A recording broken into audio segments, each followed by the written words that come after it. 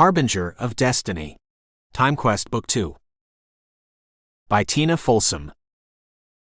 Copyright 2023 Tina Folsom. This audiobook was narrated by AI. Chapter 1. No Woman, No Cry. Los Angeles, Friday, July 13, 2085. Joshua Fletcher cast a look at the full-length mirror of his closet door. He wanted to look good tonight. After all, he'd made an important decision, and now it was time to execute it. His entire family depended on him. He was the only male descendant of the Fletcher family, the only one capable of continuing the family's genes. His female cousins, of which there were few to begin with, had all inherited the gene mutation that made them infertile. As a man, he wasn't affected by the gene, but it didn't make starting a family any easier. There were few women who could still bear children, even fewer who were even remotely in his age range. After all, as a 22-year-old self-proclaimed stud, he didn't want to marry a woman 10 years his senior. Joshua smirked at his image in the mirror. Luckily, he'd met the right girl 6 months earlier. Not only was she 2 years younger than him, Kelly was also drop-dead gorgeous, and one of the very few women who didn't carry the faulty gene, and could therefore bear children. His parents had been ecstatic when they'd met Kelly. They had encouraged him to take the next step quickly. After all, women like Kelly were a hot commodity, and despite his young age and the fact that he was still studying medicine, Joshua could offer her a good life. His parents were already eyeing a house to purchase for the young couple as a wedding present. And the subsidies a couple would receive when becoming parents would take care of the rest until Joshua was ready to enter the workforce as a medical doctor. Kelly would never have to work a day in her life. Her purpose was to help repopulate the world. She was aware of her duty. Her parents had drilled it into her from the moment the gene test had determined that she was one of the lucky few. She was willing to fulfill her duty. Now all Joshua had to do was to make it official. Tonight, he would ask her to marry him. It wasn't at all unusual for people as young as Joshua to get married. Ever since basic necessities such as healthcare, food, and, in some cases, shelter, had been guaranteed to every citizen in the world, young people everywhere, freed from student loans, got married, and started a family much earlier than their parents and grandparents. Joshua touched the mirror, deactivating it, and it turned back into the door to his closet. He left his room and walked downstairs. He liked the home he shared with his parents. Even though it was made from the same composite material all houses were made of in the 2080s, a mixture of stone and biodegradable waste, and 3D printed by one of the many 3D construction companies, the style was uniquely early 20th century, a Victorian home, yet with all the modern trappings of the 2080s. While dating, his parents had toured the Museum of San Francisco, a 1-square-mile open-air complex that housed original Victorian homes that had been restored after the Great Tsunami had lain waste to a large part of the Northern California city in 2037. They'd fallen in love with the architecture. "Mom!"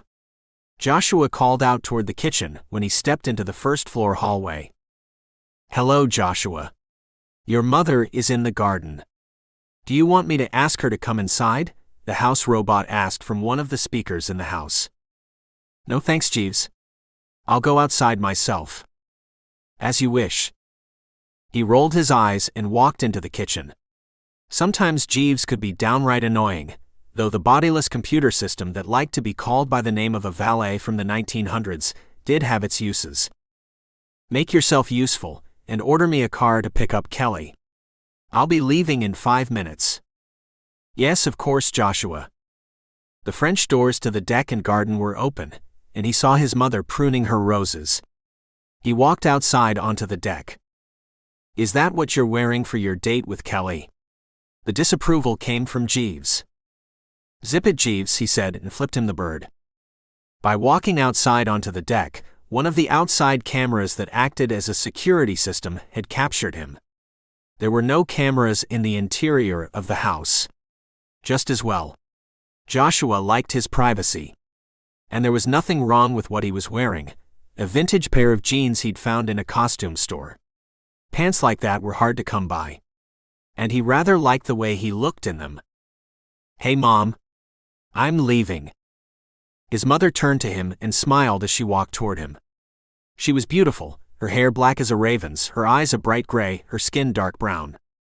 His mother was the product of a mixed-race union, while Joshua's father was white. Marriages like his grandparents and his parents were very common. After the race riots in the early 2030s, wide sweeping reforms had taken hold, and over the next 2 decades, racial equality was finally spreading to every corner of the world. In the world Joshua lived, race wasn't of consequence anymore, because once economic inequalities were removed, all that was left was one race, the human race. Everybody was pulling in the same direction, to take mankind off the endangered species list. And Joshua would do what was within his power to save humankind from extinction. Luckily, this task involved his favorite pastime, having sex with Kelly. "You remind me of when your dad and I were dating," his mother said, pointing at his pants. "You sure you want to wear that? I mean..." She hesitated and met his eyes. "This is an important night. I know what I'm doing." He chuckled. "Besides, Dad told me he was wearing jeans when he proposed to you. And it looks like that worked out fine." His mother laughed softly. "Because we both love history and everything retro. But Kelly is different, more, I don't know, sophisticated." "It'll be fine, Mom, trust me." He leaned in and kissed his mother on the cheek. "Don't wait up for me. I'll stay over at Kelly's tonight." He winked at her. Celebrating their engagement in the only way he cared to, making love. "Do you have the ring?" she asked. "What ring?" "The engagement ring, of course. You know as well as I do that you don't need a ring to propose marriage. It's expensive and a total waste of resources. A wedding band will do just fine when the day comes." "Yes, but..." She paused and motioned him to follow her into the living room. "Kelly is a very beautiful young lady. It doesn't hurt to give her a little enticement." She opened the antique armoire and reached inside. "Mom, that's really not..." When she turned around, Joshua stopped himself. She was holding a tiny box in her hand. On its white velvet cushion sat a gold ring with a sparkling ruby as the center stone, surrounded by tiny diamonds. "But that's from your grandmother," he said, shaking his head. "You can't. It's a family heirloom." She smiled at him. "I don't see a better use for it than giving it to the woman who'll make sure our family continues." Joshua wrapped his arms around his mother and hugged her tightly. "You're the best." She sniffled and peeled herself out of his embrace. "Now go before I start crying." She pressed the box into his hand. Joshua took it, closed it, and shoved it into his jacket pocket. "I love you, Mom." Not wanting to get emotional in front of his mother, he pivoted and left the house. The car he'd ordered was waiting at the curb. He let his gaze run over the vehicle. It wasn't the usual red or silver oval-shaped self-driving cab he normally got when he ordered transportation. It appeared that he'd been upgraded. While the shape was the same, it was white with silver accents, looking almost like a cloud. He'd have to have a serious word with his mother when he returned. She was trying to make him look like a knight in shining armor. He doubted that Kelly would even understand this subtle nod to history. She wasn't interested in history. She was into fashion, music, and movies. She loved parties and vacations. She was enrolled in the local university, but Joshua wasn't even sure what major she'd chosen. Not that it mattered, because once they were starting a family, Kelly wouldn't have to get a job. Joshua tapped his wrist to activate his holocom, and a hologram popped up and hovered over his left arm. He pointed it toward the car's lock, and the two devices communicated with one another. "Welcome, Joshua," a female computer voice sounded from the car, and the door slid open. Joshua entered and sat down in the comfortable seat. He tapped his holocom once more, and the car door slid shut. "Where to?" "Kelly Shipley's house, please." "Your estimated arrival time is 6:42 p.m., the computer voice announced, and the car pulled into the street and merged with traffic. Would you like entertainment, Joshua? Music from the 60s, he said, and reclined his seat, closing his eyes to meditate to the music. Techno-funk suddenly blasted from the car's built-in speakers and made Joshua jerk up and almost hit the sunroof. Music from the 1960s, he demanded. The music stopped. Just to make sure the computer knew what he meant, he added, like the mamas and the papas. Calling your mama, the computer voice responded. He already heard the dial tone. No, don't call my mother. Sometimes computers could be downright annoying. If he wanted something done right, it was best to do it himself. No music, no phone calls, he instructed the car's computer system. Instead, he pulled up his holocom, tapped on his music library and synced it with the car's speakers. Moments later, the hippie sounds of a California band from the 1960s filled the car. The Beach Boys. He liked their vibe. He'd learned to appreciate their vintage sound from his father, and he understood why his father was such a fan, even though the band members themselves were long dead. The music always made him happy and carefree. And it was the perfect start for his life with Kelly. Traffic was smooth. Through the tinted windows of the car, Joshua saw the landscape and other cars whiz past him, though he couldn't see who was inside the other vehicles. The windows had been designed to provide absolute privacy. It didn't take long to reach Kelly's parents' house. In fact, he was almost 20 minutes early. But it didn't matter. He was eager to see Kelly, and not afraid to show her his eagerness. Before he jumped out of the car, he told the car's computer to wait for him to return, so the car could drive them to the small beachside restaurant where he would propose to her just as the sun set over the ocean. The house that sat high on Mulholland Drive was modern, its 3D printed materials forming a structure that looked like it was made of steel, glass, and concrete. From the driveway, the glass entrance door afforded a look into the enormous living room with a view over Los Angeles. He pressed the doorbell and waited. Moments later, Mrs. Shipley came into view. When she saw him, she froze for an instant, then marched to the door and opened it. "Joshua," she asked. "I wasn't expecting." "Hi, Mrs. Shipley. I know I'm early, but I can wait if Kelly isn't quite ready." He made a step toward her to enter, but she didn't move. In fact, she blocked him. "Yeah, I'm about that." She cast a nervous look down the hallway to where the kitchen and dining room were located. "Is something wrong?" Joshua asked, a weird feeling spreading in his gut. "Mom? Are you coming?" Kelly called out from the hallway. "We want to open the champagne." Kelly came into view. "We are?" She abruptly stopped when her eyes fell on Joshua. "Kelly," he said, but his voice trailed off. She was dressed for their date, wearing a short azure blue dress that accentuated her slim figure and her long blonde hair that cascaded over her shoulders. The sight took his breath away. "Joshua, There was an undertone of something in her voice that he couldn't quite identify. It couldn't be a surprise. After all, she knew he was coming. Was it dread? Impossible. Still, her facial expression was one of discomfort.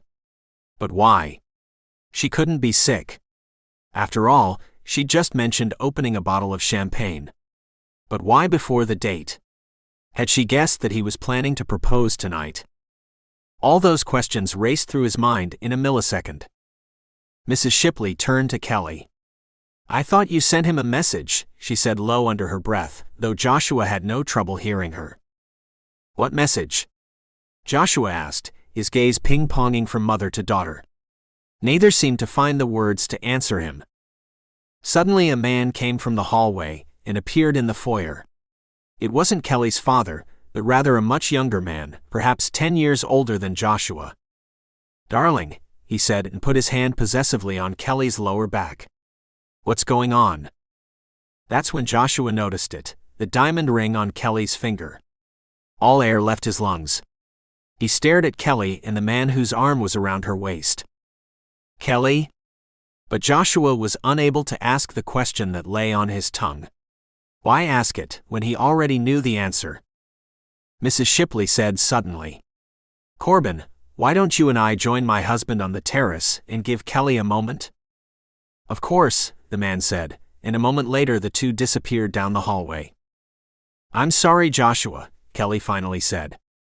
"You must have known that you weren't the only one who." Frozen, Joshua clamped his jaw shut, fighting for self-control, fighting not to run after the bastard that had taken Kelly from him and beat him to a pulp.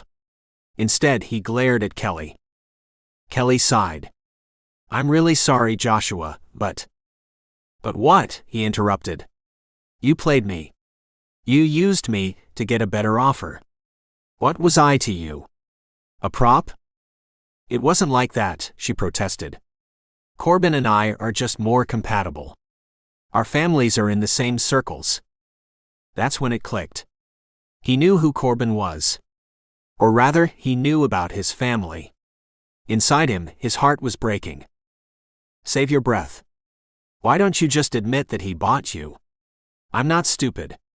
The Carmichaels want their heir to have children, so they bought him a woman who can guarantee that their name lives on." He welcomed the anger fueling his words now. Better anger than showing her that she'd hurt him. "I hope you'll be happy with him." He pivoted and left, not waiting for an answer. Chapter 2. Should I stay or should I go? "Where to?" the car's driving system asked him. For a moment, Joshua couldn't think. He didn't want to go home and have to admit to his parents that he'd failed, and that Kelly had chosen somebody else over him. All these months, he'd simply been an accessory for her until she could attract a bigger fish. And one such fish had bitten and swallowed the bait hook, line and sinker. "Just drive around," he said. "Drive around? I can't find this destination. Please clarify." "Just anywhere." "I don't care, just not home," Joshua said impatiently. "Did you mean a care home?" "No. I don't fucking mean a care home. You're a moron, and I don't even know why I'm wasting my time talking to you. Your program sucks."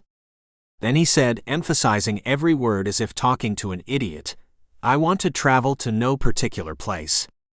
And take your time. Get it? Destination accepted. You will reach your destination in 32 minutes. Finally, the car moved and merged into traffic. Joshua didn't bother looking at the display in front of him that indicated the destination. It didn't matter. All he wanted was to be alone for a while so he could think and wallow in his pain. How could he have been so blind and not have seen that Kelly didn't love him? And she didn't even have the decency to tell him it was over. As if she'd completely forgotten that he existed. As if he didn't matter. Anger swapped places with his pain. How dare she treat him like that? He balled his hands into fists. He would make sure that this would never happen again. And the only way to guarantee it was to never trust another woman when she told him that she loved him. He tightened his jaw in determination. Nobody would ever play with his heart again, because he wouldn't allow anyone to get close to it. It was the only way to protect himself. When the car suddenly slowed and pulled into a large parking lot, Joshua looked around. "Where are we?" "You've reached your destination." "What destination?" "The Institute for Time Travel, as you requested," the car's computer announced. "I didn't." He stopped himself, recalling what he'd said to the computer earlier. Had he inadvertently used words that the computer had misinterpreted? He shook his head. What did it matter? He opened the door and stepped outside. He wasn't the only young man arriving in the parking lot and exiting a vehicle. Everybody was heading toward the main entrance, where a long line had already formed. A guy his own age walked past Joshua. "Hey buddy," he called out to the stranger. The guy looked over his shoulder. "Yeah? What's the line for?" "Enrollment for the time travel program. We'd better get in line fast, or we'll have to wait for another week." The guy continued walking, and Joshua caught up with him and walked alongside him. "What's the program about?" The young man cast him a quizzical look. "Have you been living under a rock?" "They're recruiting young men to go back in time and bring back fertile women. I mean, that's why you're here, right?" Not wanting to look like an idiot, Joshua said quickly, Oh sure, yeah, just wanted to make sure I'm at the right place. I didn't get a lot of information beforehand. Same. I'm Timothy, by the way. Joshua. So what else do you know about it? Only that tonight's the sign-up, and then they'll give us a 1-week orientation before they send us into the past. Intrigued, Joshua asked, which year? 2025. Just before the virus. Now it clicked. Joshua was aware that the virus that had eventually caused infertility in women had come from a pandemic in 2025. Brilliant idea. Totally, Timothy said. I've always wanted to know what life was like back then. He motioned to Joshua's pants. Did your invitation say that you should come dressed for the period? Darn, I must have missed that.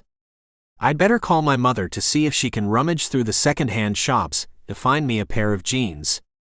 Fuck, I hope they're not gonna reject me because I don't have the right outfit. Timothy already pulled up his holocom, but before he could call his mother, Joshua nudged him. I don't think you need to come dressed in jeans. They just reached the end of the line, and from what Joshua could see, nobody apart from himself was wearing a pair of jeans. Everybody was wearing the loose-fitting and somewhat shapeless pants that were common in 2085. As the line moved along rather swiftly, Joshua noticed the signs that were placed along the line. They contained a little bit more information about the time travel program than Timothy had revealed. You will be sent back to March 2025 and be given 6 months to convince the woman assigned to you to travel back to 2085 with you, Joshua read. The 1-week training will start on Monday and prepare you for your time in the past. Thank you for your service to humankind. It's like a paid vacation, and I won't even have to take time off from my studies, Timothy said. What do you mean? You're going to be gone for 6 months. Yeah, in the past.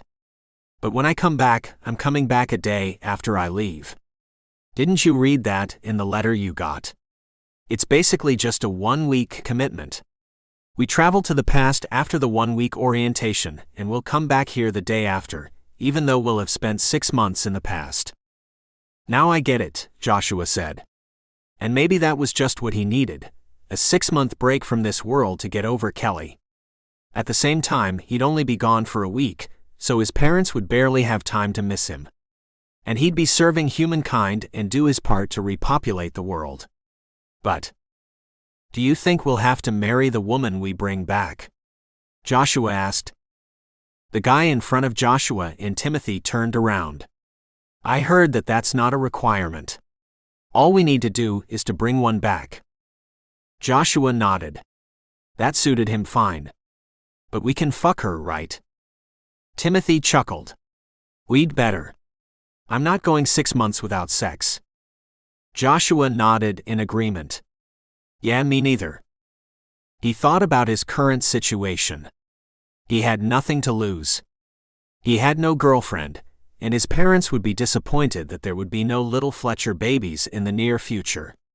His next semester didn't start for another 2 months, and the idea that he would nurse his broken heart for the next few months without anything to keep his mind off it was unbearable. Why not get over Kelly while he was in the past, and then return as a new man, his feelings for Kelly eradicated? He needed a rebound relationship anyway, and could dump the woman once he was back. And since he wasn't expected to marry the girl he brought back, he didn't care who she was. Well, as long as she was fuckable enough. By the time Joshua reached the front of the line, he'd made his decision. Name and global ID number. He recited both to the woman in the white lab coat, who sat at a high table over which a hologram hovered. Ah, here you are, she said, and tapped something on the virtual keyboard. You didn't do your pre-registration. Yeah, I must have forgotten. It's not a problem, is it? I really want to be part of this. She looked him up and down when her gaze caught on his pants. Well, I guess at least you came prepared. Yes, ma'am. He was ready for this adventure. An adventure in an era where everything seemed so much easier. He couldn't wait for this exciting journey into the past. Chapter 3. Only the Lonely. Santa Monica, Monday, March 24, 2025. Amy Brooks stuffed her books and papers into her backpack and slung it over her shoulder. Before she could head to the door, several of the other students at the Santa Monica Community College had already risen from their seats and were blocking the aisle. "Excuse me," she said and tried to squeeze past them, but they didn't budge. "Can I please get through?" Jennifer glanced over her shoulder. "Can't you see that we're having a conversation? I have to catch my bus." But Jennifer clearly didn't care. Amy doubted that she'd ever been on a bus. After all, she had a car, something Amy could only dream of. But that's all it was, a dream. She barely had enough money to pay for a tiny room in an apartment she shared with 5 others. She'd lived there for a year now, ever since she'd turned 18 and had thus aged out of the foster care system. She was on her own. Her parents, 2 drug addicts who should have never had a child, deserted her when she was 4, and ever since then she'd been passed from one foster family to the next. At age 10, she'd given up any hope of ever being adopted. At age 16, she'd given up hope of ever being loved. But she wasn't ready yet to give up hope of making something out of herself. That's why she worked at an independent coffee shop, taking whatever shifts she could get, while attending classes at a community college to earn a degree so she could better herself. But it was a daily struggle. She was still trying to navigate the complicated maze of student aid and student loans, and had to rely on her wages at the coffee shop to pay for her basic needs. When the tips were good, she managed to eat better food than just slices of pizza, but many days it was just that or whatever leftovers she could scrounge from the coffee shop. She wasn't too proud to squirrel away half-eaten muffins customers left on their plates. Pride didn't fill her belly. Pragmatism did. Besides, nobody took any notice of her anyway. And when they did, it was only to recoil from her. She preferred it when they didn't even realize she was there, except for moments like this, when somebody blocked her way. Amy couldn't wait any longer. With Jennifer and her friend still blocking the aisle, Amy stepped onto a chair, then from there onto the desk, then descended on the other side. "Look at the monkey," somebody said, pointing at her, but she didn't look in the guy's direction. She'd heard it all before. The words didn't hurt much anymore. They had at first, but she'd grown a stronger armor, and barely heard the insults or the mocking. She just ignored the people who were unkind to her, and stepped into the aisle just past Jennifer, then hurried to the door.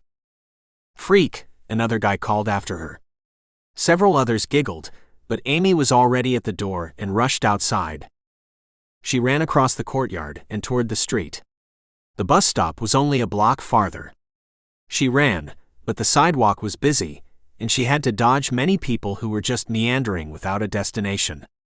When the traffic light turned red just before she reached the pedestrian crossing, she cursed. The blue bus was already at the bus stop and closing its doors. She wanted to cross the lanes of traffic, but couldn't. It would be suicide. Frustrated, she looked at her watch. She knew the bus schedule by heart, and knew that the next one wouldn't arrive for another 20 minutes. She couldn't wait that long, or she would be too late for her shift at the coffee shop. And there was one thing her employer was adamant about: punctuality. He'd fired one of the other employees for tardiness only 2 weeks earlier. Amy knew that her fate would be the same if she was late. And she couldn't afford to lose her job. It meant losing her room too, because she had no money saved up to pay her rent. Whatever she made each month, she spent immediately. There was never anything left over. No chance to save a penny for a rainy day, because her life was one long rainy day.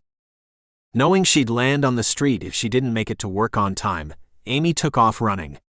With every block, her backpack felt heavier, and at every intersection she took more chances with her life. Maybe she had a guardian angel who was looking out for her, because despite the angry motorists honking at her, no car hit her. She took that as a good sign. Still, she couldn't allow herself to slow down. She was already sweat-bathed, despite the cool ocean breeze that started traveling into Santa Monica, providing cool evenings despite the Southern California location. By the time she finally reached the cute coffee shop, which was located only a few blocks from the main shopping area, 3rd Street Promenade, she was exhausted. She jerked the door open and entered. Her colleague Rosie stood at the counter, looking stressed. When Amy hurried toward her and tossed her backpack into the storage room behind her, Rosie said under her breath, "You're late." "I know, I'm sorry, but I missed the bus." "Please don't tell Mr. Mercola." "Is he here?" Rosie sighed and untied her apron. "You're lucky. He called an hour ago to say that he won't be here to close up. You'll have to do that tonight." Rosie pressed a set of keys into her hand. "But I can't stay, I'm sorry," Rosie said. "I have a dentist appointment." She looked at the clock on the wall. "And I'll be late if I don't hurry now. See you tomorrow." At the door, she cast a last look over her shoulder. "And don't worry, I won't tell Mercola that you were late. We've got to cover for each other, right?" Amy nodded. "Right." Rosie, who was 1 or 2 years older than Amy, had always been kind to her. Or perhaps Rosie pitied her. No matter. As long as she wasn't cruel, Amy considered it a win. The 2 other employees, Sandra and Gavin, were also comparatively young and could be obnoxious. Luckily, Amy rarely worked the same shifts as those 2. She was fortunate that she was often paired up with Rosie. In a way, they'd even become friends in the last 6 months, even if they didn't hang out outside of work. Mercola always employed young people without any experience, so he could get away with paying only the bare minimum. No wonder there was a huge turnover of employees. Those who were able to find a better job left as soon as they could. Only Amy was a constant at the coffee shop. She had no other options.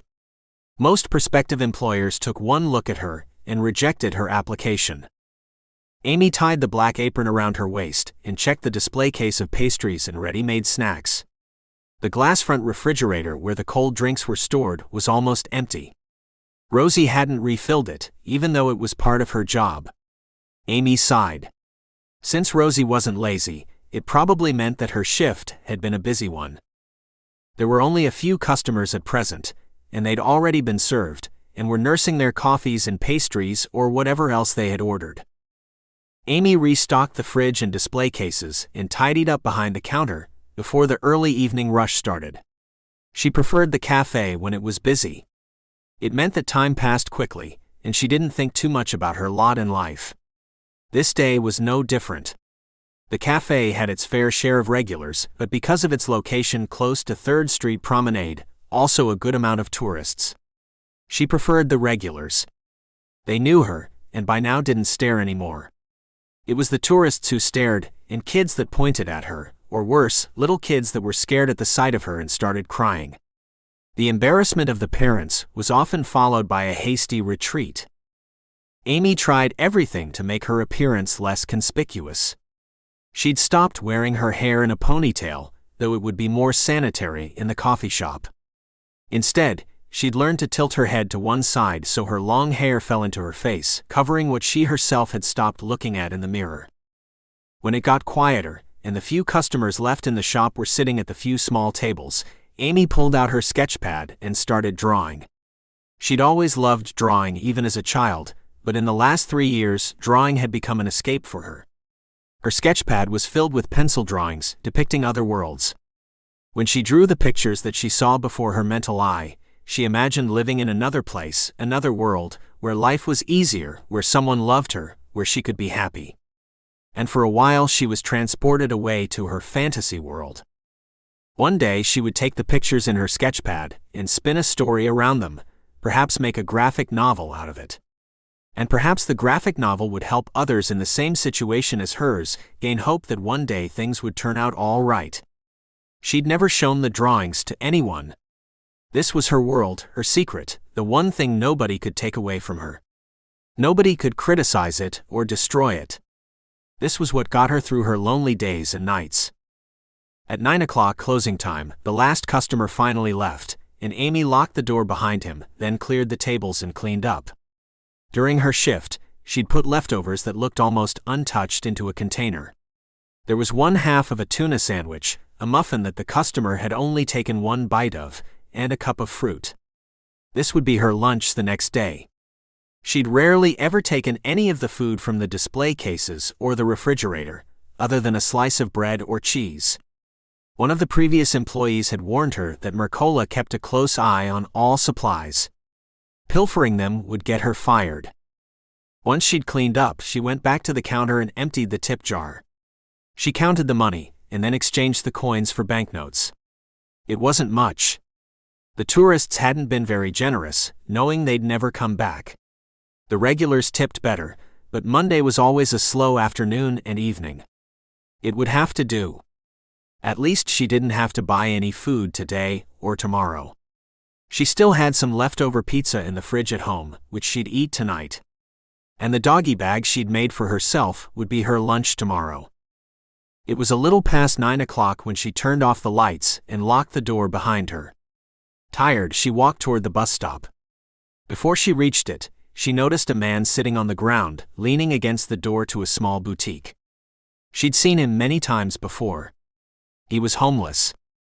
"Evening, young lady," he greeted her like always. She smiled at him. "Evening." She caught his gaze zero in on the food container in her hand.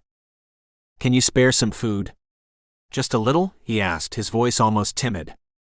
She sensed that he hated begging, and he rarely asked her, even though he often saw her walk by with food in her hand. Their eyes met, and in that moment she knew he needed the food more than she did. Amy approached him and bent down, placing the container in his lap. "Here, it's not much, but it's good." "I had some earlier," she lied, while her stomach growled in protest. "Thank you," he said with a smile. "God bless." "Have a good night," she said, and turned around to see her bus approach. She got on it and closed her eyes until she reached her destination. The apartment she shared with 5 other girls was in a large apartment building in Westwood, close to UCLA's campus. She would have loved to attend the university, but her meager funds only allowed her to attend a community college. "Don't reach for the stars, Amy," she warned herself, "or you might get burned." Arriving at the apartment, she went straight to the kitchen to heat up the pizza slices she kept there. She opened the fridge, but the box was gone. She turned around, looked at all surfaces, but it was nowhere to be found. With dread she opened the trash, and there, torn up, lay the cardboard box, empty. She heard a sound from the door and looked up. Paula, one of her roommates, stood there. "What happened to my pizza?" "I'm a vegetarian. I didn't eat it." The girl shrugged. "Tracy's boyfriend was here earlier. He might have eaten it." Amy's jaw tightened. "What's the big deal anyway? That pizza was already 2 days old." Then Paula just turned around and left the kitchen. Amy just stood there, forcing down the tears that welled up. Frustration, helplessness, and hunger collided inside her. Today, she didn't have the strength left to fight her emotions, to fight the anger and the injustice. She made it to her room and locked the door, before tears ran down her cheeks like a flash flood. She didn't fight them any longer.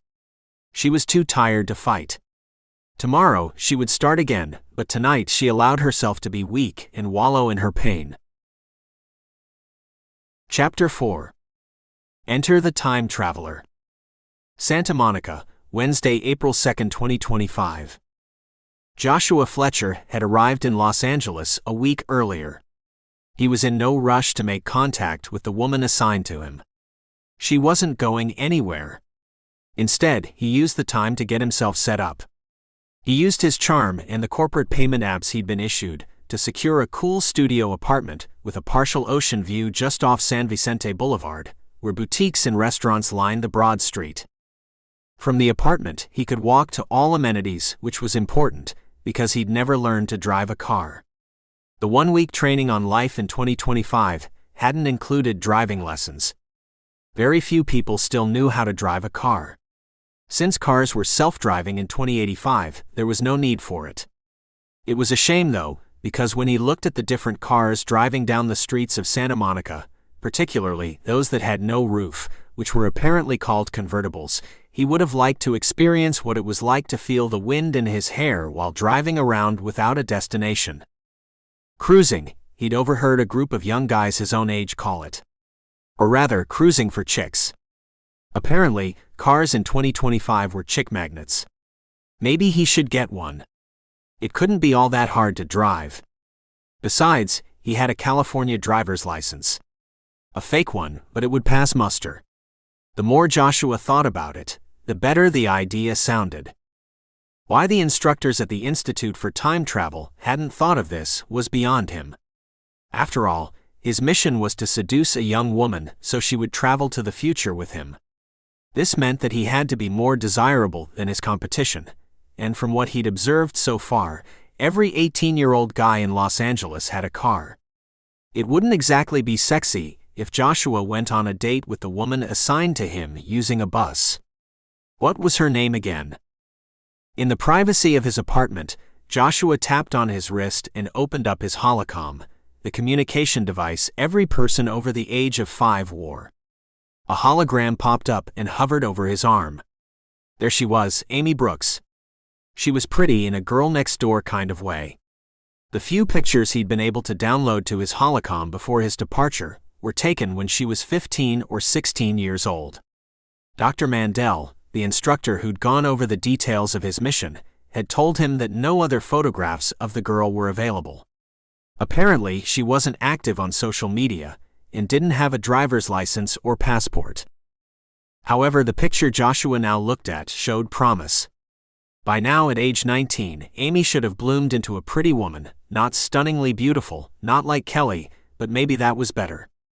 Stunningly beautiful women could turn into cold-hearted ice princesses. Joshua had no intention of dealing with somebody like that ever again. This time he would be the one to terminate the relationship, not the woman. But first things first. It wasn't hard to find a car dealership.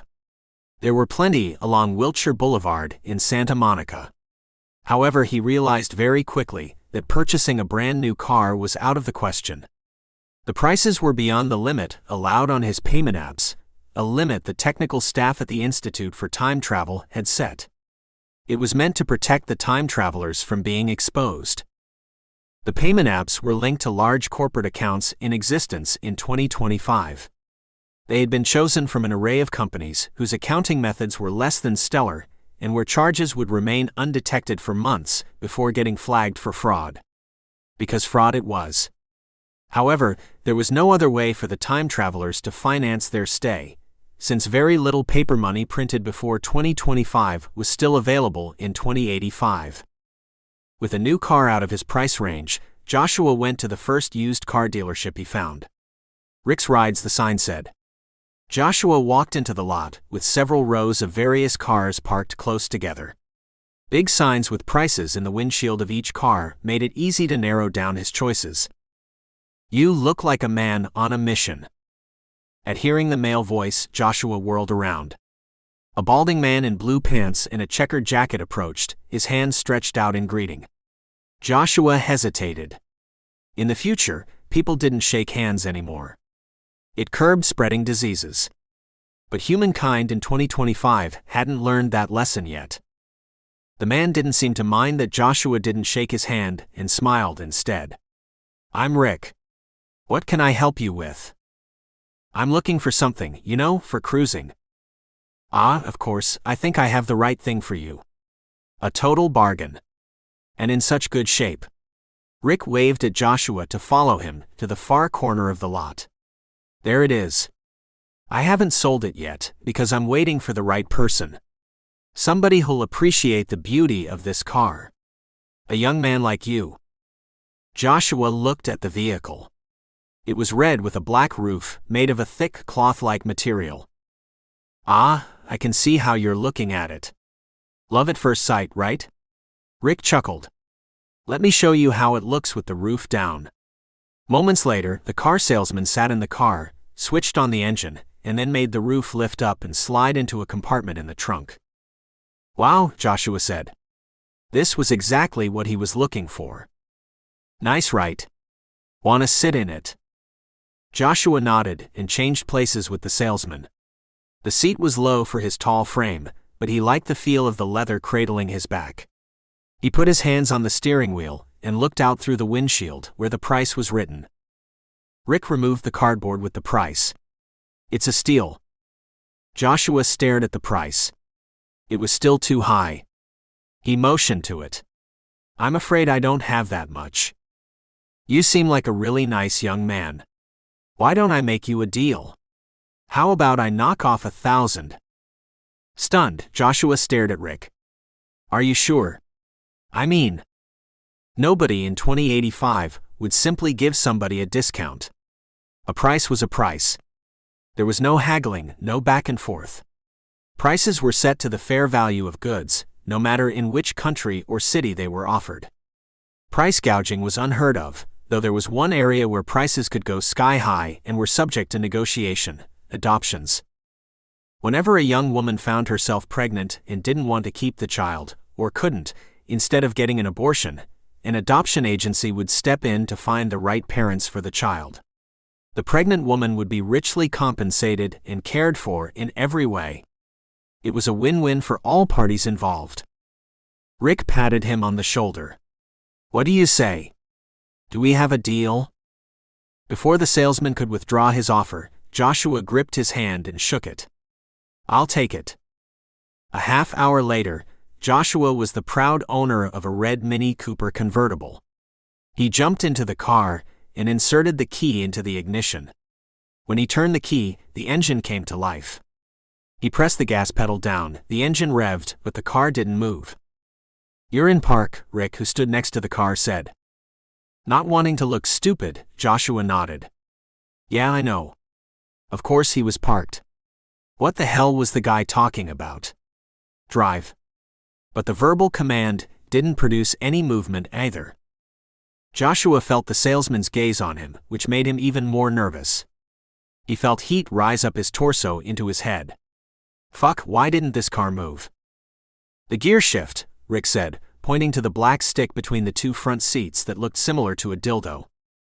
Joshua looked closer and noticed the letters that were etched on the metal base around the gear shift. PRD, and they said. You've got to put it in drive, Rick now added, his voice carrying a good deal of doubt. Figuring that D stood for drive, Joshua followed the instruction. Still, the car didn't move. And take the foot off the brake and put it on the gas pedal. The moment Joshua took his foot off the brake pedal and pressed down on the gas pedal instead, the car shot forward. He slammed on the brakes again, preventing the car from hitting another one by a hair's breadth. Shit. Rick cursed. Are you drunk? No. Of course not. Then what the fuck is wrong with you? Joshua glared at the salesman. I'm not used to driving a manual car. There. He'd admitted it. It's an automatic, Rick said in a raised voice. The guy was clearly lying. What's automatic about having to operate it yourself? Rick shook his head. I think you'd better get out of here before you damage any of my cars. And I'd advise you to take driving lessons. Feeling humiliated, Joshua scrambled to make a turn to drive out of the dealership's lot. Apparently, driving a car wasn't quite as easy as he'd expected it to be. It took him the rest of the day to feel comfortable driving his new acquisition. By the time the sun set, he parked the car outside his apartment building. He went upstairs and took a shower, then headed out again, this time on foot. He'd had enough of driving for one day. It was time to seek out Amy. Chapter 5. The Ugly Duckling. The Happy Grind coffee shop where, according to the historical records, Amy worked part-time was located a 15-minute walk away from Joshua's studio. He didn't know which shifts Amy worked, but he needed to check out the place anyway to get a feel for his surroundings so he could decide how to approach her. The coffee shop was different from the others Joshua had frequented during his first week in 2025. Furnished with a mishmash of wooden chairs and tables, all of them rather antique-looking, it exuded an air of an era long gone. On the walls hung old black and white photos of women and men, many of them autographed. Behind a counter, 2 employees were working. The man was restocking a refrigerator with bottled drinks, while the woman had her back turned and was busy cleaning out a coffee machine. There were a few customers. A sign on the counter said, "Please order here." Joshua walked up to it, and the man approached from the other side. "Evening, what can I get you?" Joshua hadn't even thought about what to order. His eyes fell on the large blackboard on the wall behind the counter, where a menu had been written in colored chalk. I'll have an orange juice and... He looked at the display of pastries. A blueberry muffin. Right away. The man turned to snatch a small bottle of juice from the fridge, then put a muffin on a plate, when his cell phone chimed. He glanced at it. "Excuse me for a moment." He turned away, then addressed the woman cleaning the coffee machine. "Amy, please ring up this customer." He pointed to his phone. "I've got to take this call." "Sure, Mr. Mercola." She wiped her hands on a towel, while the man left through a door marked "Employees Only." Joshua's heart beat into his throat. This was Amy Brooks. He hadn't expected to see her on his first visit to the coffee shop. He wasn't prepared. Shit, had he even looked in the mirror before leaving his studio to see whether his hair wasn't standing in all directions? Were his clothes clean? Fuck, he hadn't thought this through. The first impression was always the most important, and he hadn't even given it a thought. But it was too late to fix it now. He had to make the best of it. Joshua planted a big smile on his face, ready to meet Amy and charm her from the moment she laid eyes on him. She turned and glanced up at him for a brief second, before starting to type something on the tablet that acted as the register. Joshua's smile froze on his lips. Shock coursed through him, paralyzing his body, while his heart raced uncontrollably. What the fuck? This couldn't be Amy Brooks. Somebody had made a mistake. Maybe he'd heard wrong when the man had asked Amy to ring up his purchase. It had to be. He frantically searched for names that rhymed with Amy, but his mind was blank. Then his gaze fell on the name tag the young woman wore on her shirt. Amy B, it said. What were the odds of two Amys working in the same small coffee shop, and both their last names starting with AB? Only a fool would bet on those odds. And he was no fool. That'll be $8.56. She turned the tablet toward him and looked up. He saw it more clearly then. And he saw the resemblance to the photos he'd seen of her when she was younger. This was Amy Brooks, no doubt. Her eyes were of an unusual green, something akin to a cat's eyes, beautiful and mesmerizing. Her hair was dark, almost black, and looked like the most luxurious silk. Joshua swallowed hard, unable to say or do anything. Anger churned up in him, and he recalled a moment during his 1-week training at the Institute for Time Travel, where he'd been embarrassed in front of the entire group of time travelers. Los Angeles, Friday, July 20, 2085. We need you to travel back to before the outbreak of the virus, Professor Henley said, to find those women of childbearing age who, according to the historical records, died from the disease. We need you to find them, befriend them, romance them, hence Romeos, and bring them to our time, to 2085, before they can get infected and become worthless to us. Questions before I go on? Many hands went up, including Joshua's. Professor Henley pointed to him. You. He glanced at the name tag. Joshua Fletcher. Why can we only bring back women who died during that pandemic? Wouldn't we have a better choice if we widened our criteria? I mean, what if they're all ugly? There was laughter behind him. Professor Henley narrowed his eyes. Because you want to return to the world you left, don't you? You want to come back to this version of 2085, not another. The professor looked into the crowd, then sighed.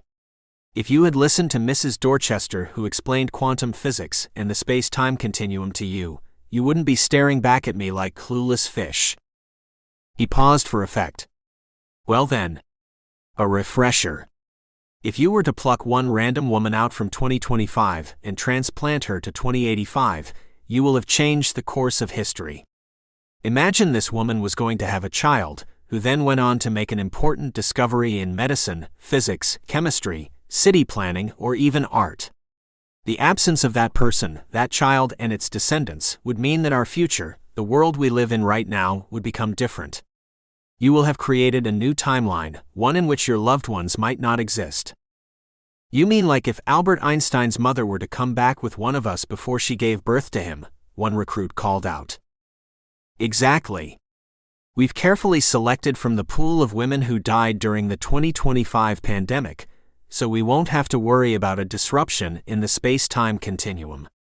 Only the women destined to die may be brought back to our time. It is the only rule you may never break, no matter the circumstances. Then he looked at Joshua. No matter how ugly the woman assigned to you is. Joshua felt heat suffuse his neck and head. Shit. He'd never felt so embarrassed in his entire life.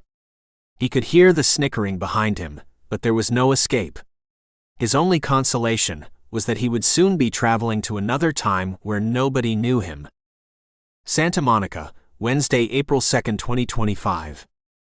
The reason why Dr. Mandel hadn't provided him with newer photos of Amy became clearer with every second. Dr. Mandel and Professor Henley had decided to teach him a lesson, to punish him for his, admittedly insensitive question. They had paired him with a woman who could never be considered beautiful, not even pretty. No, they'd assigned him a woman whose left side of her face was marred by ugly scars that looked like burn marks, whether caused by fire or acid, he didn't know. It didn't matter. All that mattered was the result. The pretty 15 or 16-year-old girl who'd once shown such promise of blooming into a beautiful young woman looked grotesque. Whatever accident she'd had destroyed her good looks. How would you like to pay? Amy asked, her voice a little sharper now, her gaze connecting with his. He realized that he'd been staring at her for more than just a second. But she didn't look away. She tilted up her chin as if in defiance, as if daring him to look closer. He felt like a jerk. Apologies, my mind was somewhere else, he lied and reached for his wallet. For today, he'd already taken out the maximum allowed from his digital payment source, so he pulled out a $20 bill and handed it to her. Amy opened a drawer underneath the counter and counted out his change. When she handed it to him, and he reached for it at the same time, their hands touched for a second. Instantly, Joshua pulled back. At the same time, he met her eyes. He knew immediately how she'd interpreted his action, as if he was disgusted by her, as if her touch was poisonous. I'm sorry, he said, quickly averting his eyes, unable to bear her hurt look any longer. Fuck. This wasn't a good start. Things couldn't get any worse. Amy pushed the plate with the muffin and the bottle of orange juice toward him. Thank you, he said, then saw a plastic tip jar with coins and banknotes in them. He dropped the change she'd given him into it, not caring that his tip was larger than his bill. Quickly, he grabbed his food and drink and retreated to a table in the far corner of the coffee shop. He took one bite from the muffin, but had lost his appetite. Chapter 6. I Will Survive. The young man who couldn't be older than 21 or 2 stared at her with disgust in his eyes. Amy knew that look all too well. For 3 years she'd had to endure it from any number of people she encountered. Nobody had ever been able to look past the disfiguring scars to see the girl beneath the ugliness. She'd been popular in junior high, had made friends easily despite coming from a broken home and moving from one foster family to another. But ever since the event that had left her with scars so ugly that she rarely looked in the mirror anymore, everybody avoided her. As if she didn't deserve friendship or a kind word. Or love. She'd never before seen the young man who'd ordered a muffin and orange juice and was now digging into his pocket to pull out his wallet. It gave her time to study him. And why shouldn't she? He'd overtly scrutinized her, as if she were a freak in the circus or an exhibit in a museum. He was tall, dark, and so very different from her. Too good-looking. Too perfect. Too unattainable. But that didn't stop her from letting her eyes and her mind wander. His shirt clung to him, indicating the muscular physique beneath. His arms looked strong and could cradle a woman in need of protection. His eyes were dark brown, his nose straight, his dark hair short, his skin flawless. Yes, he was the kind of guy haunting any lonely girl's dreams. And that's all he would do, because a guy like this would never touch a girl like her. The only time she ever felt a man's arms around her, his lips on her, his cock inside her, was when she went to a dark bar or nightclub, if there was no bouncer to get past, and picked up a guy who was too drunk to care or notice that she was ugly. Her favorite holiday was Halloween, because it was the only night where she could wear a mask that disguised her face, giving her an opportunity to meet others without them recoiling from her. Amy accepted the $20 bill the stranger handed her and counted out the change. She thrust the money toward him, and their hands touched. A jolt akin to an electrical charge went through her, making her keenly aware how much she missed being touched by a man, how much she craved affection and physical closeness. And that the man whose hand she'd touched flinched. "I'm sorry," he mumbled. Amy didn't acknowledge his words, didn't react, just pushed the plate with the muffin and the bottle of juice closer to him so he would withdraw and leave her alone with the longing that was spreading inside her now. "Thank you," he said, then suddenly dropped the change she'd given him, all $11.44, into the tip jar. He turned quickly and walked to a table in the corner. She followed him with her eyes, allowing herself another second or two to daydream before she turned back to cleaning the coffee machine. Minutes later, Mr. Mercola was back. He shoved his cell phone into his pocket and looked at her. "That was Donna. I need to leave. Can you close up tonight?" She knew it wasn't a question, it was an order. She nodded, even though she didn't like the responsibility, nor the fact that having to lock up meant she'd get home even later. "No problem, Mr. Mercola." "Thanks, Amy." He took off his apron and hung it on a hook in the employee closet. Amy turned back to cleaning the machine. She heard the sound of coins clinking and looked over her shoulder. Mercola fished a $10 bill from the tip jar. When their eyes met, he said, "I need some change. I'll put it back tomorrow."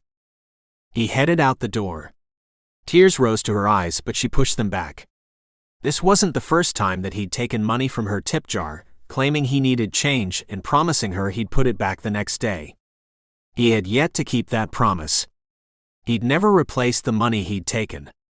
Maybe he believed that as the owner, he deserved the tips more than his employees. And what was she to do? Remind him that he hadn't put the tips back? If she did, he'd fire her, she was sure. The coffee shop emptied out over the next hour, while Amy tidied up and cleaned what needed to be cleaned so she wouldn't have to stay too long after locking the door. The last person to leave was the handsome young man. When he walked to the door and opened it, he seemed to hesitate for a moment. He turned halfway, but then seemed to think better of it and left. Amy walked to the door, flipped the deadbolt, and turned the sign from open to closed. Then she walked to the table the handsome stranger had occupied. The juice bottle was empty, but he'd taken only one bite from the blueberry muffin. She pulled a small plastic bag from her apron's pocket and put the muffin into it. It would be her breakfast tomorrow. She took the empty bottle and straightened, while she looked out at the sidewalk. She froze. The young man who'd barely touched his muffin stood there, looking at her. He'd seen that she'd taken the leftover food, and while there was nothing wrong or illegal about taking food that somebody else had discarded, she felt embarrassment flood her. In the past 3 years she'd never cared what others thought of her, so why did it bother her now that this guy had witnessed her scrounge for food? Was it because it emphasized the chasm between him, a guy who seemed to have everything, and her, a girl who had nothing? And soon Amy would have less than nothing. Her rent was due in 3 days, and if she didn't tighten her belt even more, and if Mercola pilfered her tips again over the next few days, she wouldn't have enough to make the rent. She would be out on the street. And that prospect scared her. She cast a defiant look at the man outside. She couldn't allow herself to feel embarrassed for being poor. She had to survive. Chapter 7. Do the Right Thing. Saturday, April 5, 2025. Amy snuck out of the apartment before any of her roommates had gotten up. She didn't need another confrontation with them. She hadn't been able to scrape enough money together to make the rent on the first of the month. Her roommates had grudgingly granted her a 5-day extension, covering the rent for her until tonight. But then she would have to pay, or they would lock her out and have somebody else move in. It wasn't that they were trying to be mean to her, but since they too were on limited budgets, it wasn't easy for them to pay the full rent to the landlord when one roommate couldn't pay. She had called her colleague Rosie and begged her to take on one of her weekend shifts at the coffee shop, and Rosie had done her the favor. It meant Amy would have 2 shifts today. On the weekend, the tips were generally better, and she was confident that she would be collecting sufficient tips to scrape together the rest of the rent money. As predicted, most of the day it was busy in the coffee shop, and Amy had little time to take a breather. When it got quieter toward the early evening, the handsome stranger was back. He'd been back every day this week. She'd found out his name, Joshua, because on 2 occasions he'd paid with the app on his cell phone. And every time he'd left a large tip in cash. Every time she served him, he addressed her by her name and thanked her with a smile, just like he did now. "Thanks, Amy." Joshua flashed her a bright smile, and for a moment she forgot about her scars and allowed herself to think that he was flirting with her. Of course he wasn't, but it felt good to pretend that she was just like any other pretty 19-year-old single girl. To pretend that somebody was attracted to her. His usual table in the corner was occupied by a young tourist couple, so he took a seat at a table near the door and set down his drink and pastry. As always, Joshua was alone. She'd never seen him with anybody, or even talk on the phone to anyone. It surprised her. A guy with his looks and obvious charm had to be popular. And for sure somebody like Joshua had a girlfriend. And even if he didn't, Amy knew not to reach for the stars. When the next customer paid with a large bill and change was running low in the till, Amy exchanged the coins and smaller bills in the tip jar with larger banknotes and closed the till again. When she looked up, 2 new customers stood in front of her, ready to order. "What can I get you?" she asked the 2 guys who seemed to be in their mid-20s. "I'll have a large latte, a grilled cheese panini, and a banana," the taller of the 2 said. "I'll have the same," the second one added, "but I'd like my latte with non-fat milk." Knowing that the sandwich took a few minutes on the panini grill, she said, "Let me get the sandwiches started for you right away. And then I'll ring you up." Amy turned around and bent down to the refrigerator that held the sandwiches ready to be grilled, and placed 2 of them on a plate using tongs. Then she rose and took a step toward the grill, when she heard a scraping sound coming from the counter. She glanced over her shoulder. To her shock, she saw the shorter of the 2 guys snatching all the bills from the tip jar and stuffing them into his pocket, while the taller one blocked the other customer's view. "Thief!" she yelled and charged toward them, while the plate with the sandwiches slipped out of her hand and dropped to the floor shattering. The 2 guys spun around and sprinted toward the door. Still behind the counter, Amy lost valuable seconds to run around it when the shorter guy suddenly tripped and fell face forward. The other guy stumbled, but didn't fall. "Fuck!" the one on the ground cursed, while the other one tried to get past him to escape. But a fist struck him in the face and made him jerk sideways. When Amy had rounded the counter, she saw who'd struck the thief, Joshua. She realized immediately that the shorter guy hadn't tripped on his own. Joshua had tripped him. Joshua now kicked the guy on the ground. "Give the money back," he growled, while blocking the door so neither of the 2 thieves could escape. Meanwhile, the few remaining customers stared at the melee. When the taller thief who was still standing tried to strike Joshua, Joshua pounded his fist into the guy's face and made him sway. "I said give the fucking money back." Speechless, Amy watched as the guy on the floor reached into his pocket and pulled out the banknotes he'd stolen. Joshua snatched the money. "If I ever see you guys again, you're dead," Joshua warned, while the taller one helped his friend up. "You should call the police," a customer barked, while the 2 thieves scrambled to get out the door. "It's handled," Joshua replied calmly and nodded to the customer who'd spoken up. Then he bent down and picked up one of the banknotes that had fallen out of the thief's pocket, in his haste to escape Joshua's wrath. He made 2 steps toward Amy, holding the money in his hand.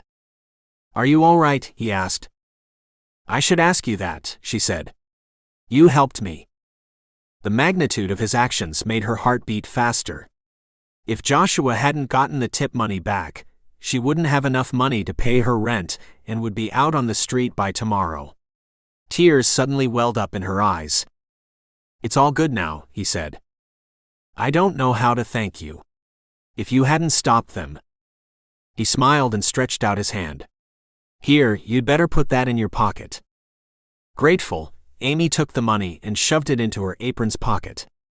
"You have no idea what this means to me. I'm glad I could help." He reached for her arm and squeezed it briefly. The physical contact broke the last dam that was holding back her tears. She spun around, not wanting anybody to see her cry, particularly not Joshua. She didn't want to appear hysterical in front of him. And she realized why. She cared about what he thought of her. Chapter 8. A Hard Day's Night. Joshua watched Amy's shoulders quiver as she sobbed quietly. He'd spent the last week reading every little thing about her that he could find in the records he'd downloaded before his time jump. He understood her financial struggles, and if he needed any confirmation as to how bad her situation was, he only had to remind himself of what he'd witnessed. Amy had taken his half-eaten, discarded muffin to eat. The excitement he'd felt about traveling to the good old times was gone. These weren't the good old times. These were barbaric times. No human should have to scrounge for food. He'd seen plenty of homeless, mostly men, but also women, sleep on the sidewalks of Santa Monica, and was appalled by the callousness of the people of this era as they stepped around them rather than help them. But Joshua hadn't been sent to this time to help the homeless. He'd come to offer Amy a way out of her situation. He doubted that she would refuse if only he could bring himself to befriend her. But it was easier said than done. Every time he looked at her, the scarred side of her face seemed more prominent than anything else about her. What would it be like to kiss her? He couldn't imagine it. He'd only ever been with beautiful girls, had never given a second thought to those not considered pretty. He knew he would at some point have to force himself to get close to her.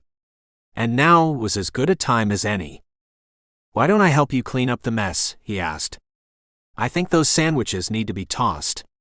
Joshua glanced behind the counter where the sandwiches had landed in a puddle of coffee that had spilled from a tray with dirty dishes. "Oh my God, the sandwiches. My boss will find out that they weren't paid for. And I can't sell them now." The tone in her voice told him that she feared reprisals from her employer. "Why don't you charge them to me?" She turned around and wiped her tears away. Her eyes red and puffy, she shook her head. "No, I can't let you do that. You've already helped me more than anybody. I insist. I can't accept that." He couldn't help but smile. "Are you always this stubborn?" "I'm not stubborn." She braced her hands on her hips and tipped up her chin. Defiance. He liked that. She was no pushover. It shouldn't surprise him. She had to rely only on herself. Hardship had made her strong, and turned her into the polar opposite of Kelly.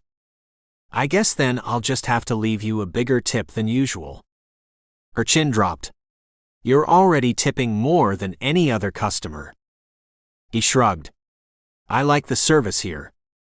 For the first time, Amy smiled at him. "Your standards can't be very high." Joshua winked at her. "Do you always insult your best customers?"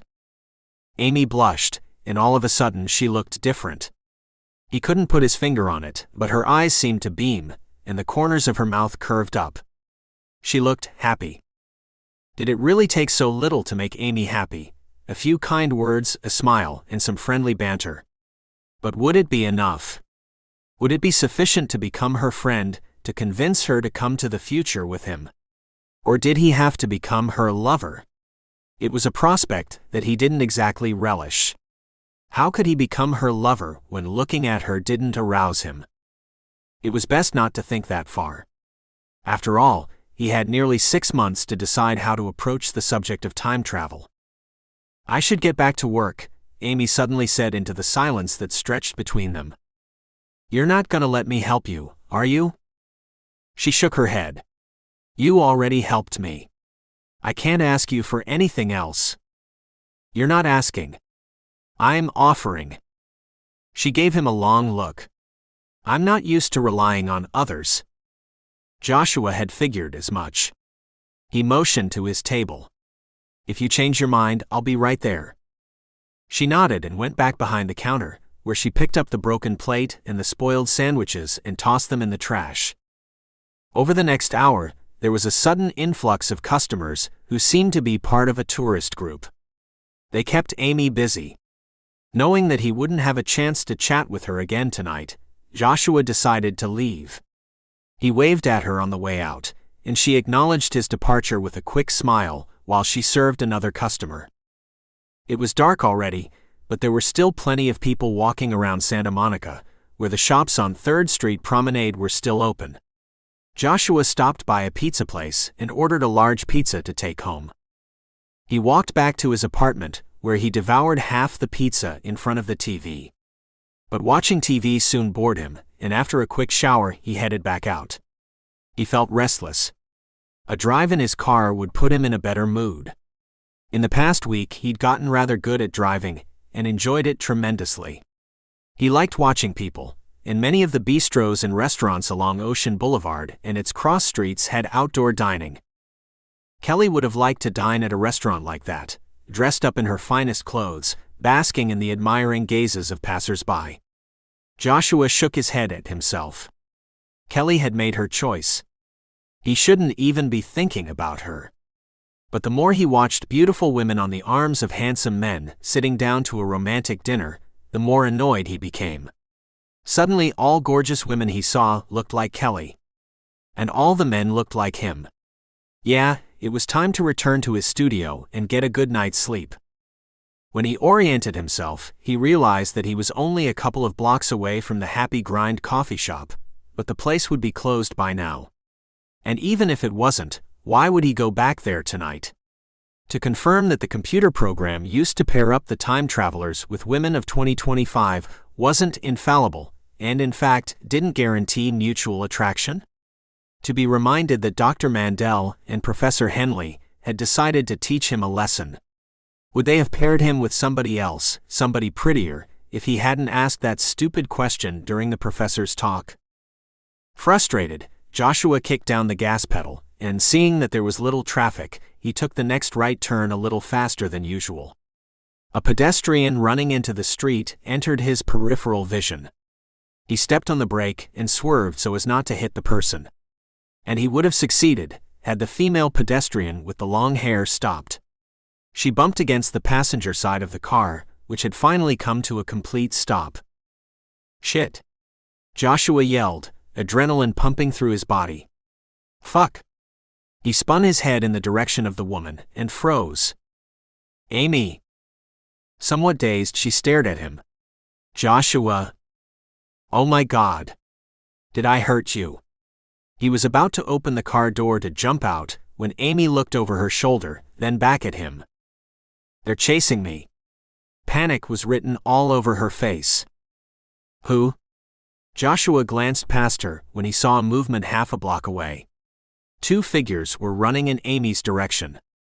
The 2 thieves, she said, breathing hard. Jump in now. Joshua ordered, glad that he'd left the roof down because it made it easier for Amy to get in. The moment she was inside, Joshua stepped on the gas pedal and sped away. Just in time. A second later, and the 2 guys would have caught up with them. He made several turns to leave the 2 would-be attackers in the dust, and kept driving. Are you hurt? He took his eyes off the road for a moment to check for obvious signs of injury. He didn't see any blood. Amy seemed to shake. I don't know. I don't think so. It was evident that she was in shock. We'll have a look at you in a minute. Don't worry about anything. You're safe. I'll make sure of it. But inside, Joshua knew that all this was his fault. He should have known that the 2 thieves would return to take their anger out on Amy. He should have been there to protect her. She was his responsibility. And he'd make up for it now. I promise, he said to Amy, and pulled into a parking spot just outside his apartment building. Chapter 9. The Dark Night. When Joshua flipped the light switch and closed the door to his studio behind him and Amy, she seemed to finally come out of her numb state. She glanced around, arms wrapped around her torso as if she was cold. You live here? He nodded. It's not much, but I like the area. It's very nice. Take off your jacket, he said, and stretched out his hand. She took a step backward. Why? So I can see if I hurt you. You didn't hurt me. I mean when you hit the car. It was quite a bang. It left a dent in the door. He'd seen it when he'd helped her out of the car. I'm sorry about your car. I'll pay for it, but I don't have any money right now. Amy, I don't care about the car. Besides, it was my fault for coming around the corner so fast. But I'm worried that you're hurt. So please take off your jacket. Finally, she nodded and dropped her backpack, which she'd slung over one shoulder, next to the coffee table. Slowly, she took off her jacket. Joshua inspected her front and back, but he couldn't see any blood. Your backpack must have taken the brunt of the impact. Move your arms up and down. Amy did as he asked, and he noticed her wince. Where does it hurt? I'm fine. It's just a little bruise. I'll be the judge of that. Before she could protest, Joshua had bridged the distance between them with 2 steps and ran his hands over her ribs. Does that hurt? No. He examined her stomach by pressing gently. How about this? No, it's fine. He moved his hands to her left hip when she winced again. He grunted. Just like I thought. It's not that bad, Amy protested. It's just a little sore. I'll have a look at it. Amy took a step back. That's not necessary. Suddenly, her expression became leery. Did she consider him a sexual predator? He instantly lifted his hands in a show of surrender. I wasn't trying anything. I mean, that didn't even cross my mind. Her eyes darted around the room, taking in her surroundings as if she was looking for a way to escape. she started. After what happened earlier, I'm just a little on edge. It's not you. He nodded reassuringly. What happened when you left the coffee shop? I walked to the bus stop. They were coming toward me. I recognized them immediately. They wanted the money. But I couldn't let them take it. So I ran. You're fast, he said. I was lucky. I was able to cross the street just before the lights changed and a couple of cars passed. It gave me a head start, but they were catching up. If you hadn't been there, I don't know what they would have done. Amy looked up at him with big eyes. That's twice now that you've helped me. For a moment, all he saw were her green eyes. He'd never seen more beautiful eyes in a woman. Their depth seemed endless, as if they were truly portals into her soul. He'd always considered that expression trite, but now he understood what was meant by it. Amy didn't like to accept help from strangers. She didn't want to be a burden. And she wanted nobody's pity. He knew all this just by holding her gaze. It's nothing, really. Not wanting to make Amy feel like she owed him something, he changed the subject. Can I get you something to drink? She shook her head, but her gaze strayed past him to the coffee table. He followed her look. He'd forgotten to put the pizza box with the leftover pizza into the refrigerator. The pizza is cold, he said. But there's some left. Yeah, half of it. It was really too big for me alone. He motioned to the sofa. Let me get you a plate and some cutlery. He walked to the open-plan kitchen. Do you want something to drink with it? He looked over his shoulder and saw that Amy was already taking a big bite out of one slice. She stared at him and swallowed quickly. I'm sorry. I didn't get a chance to eat today. Eat, please.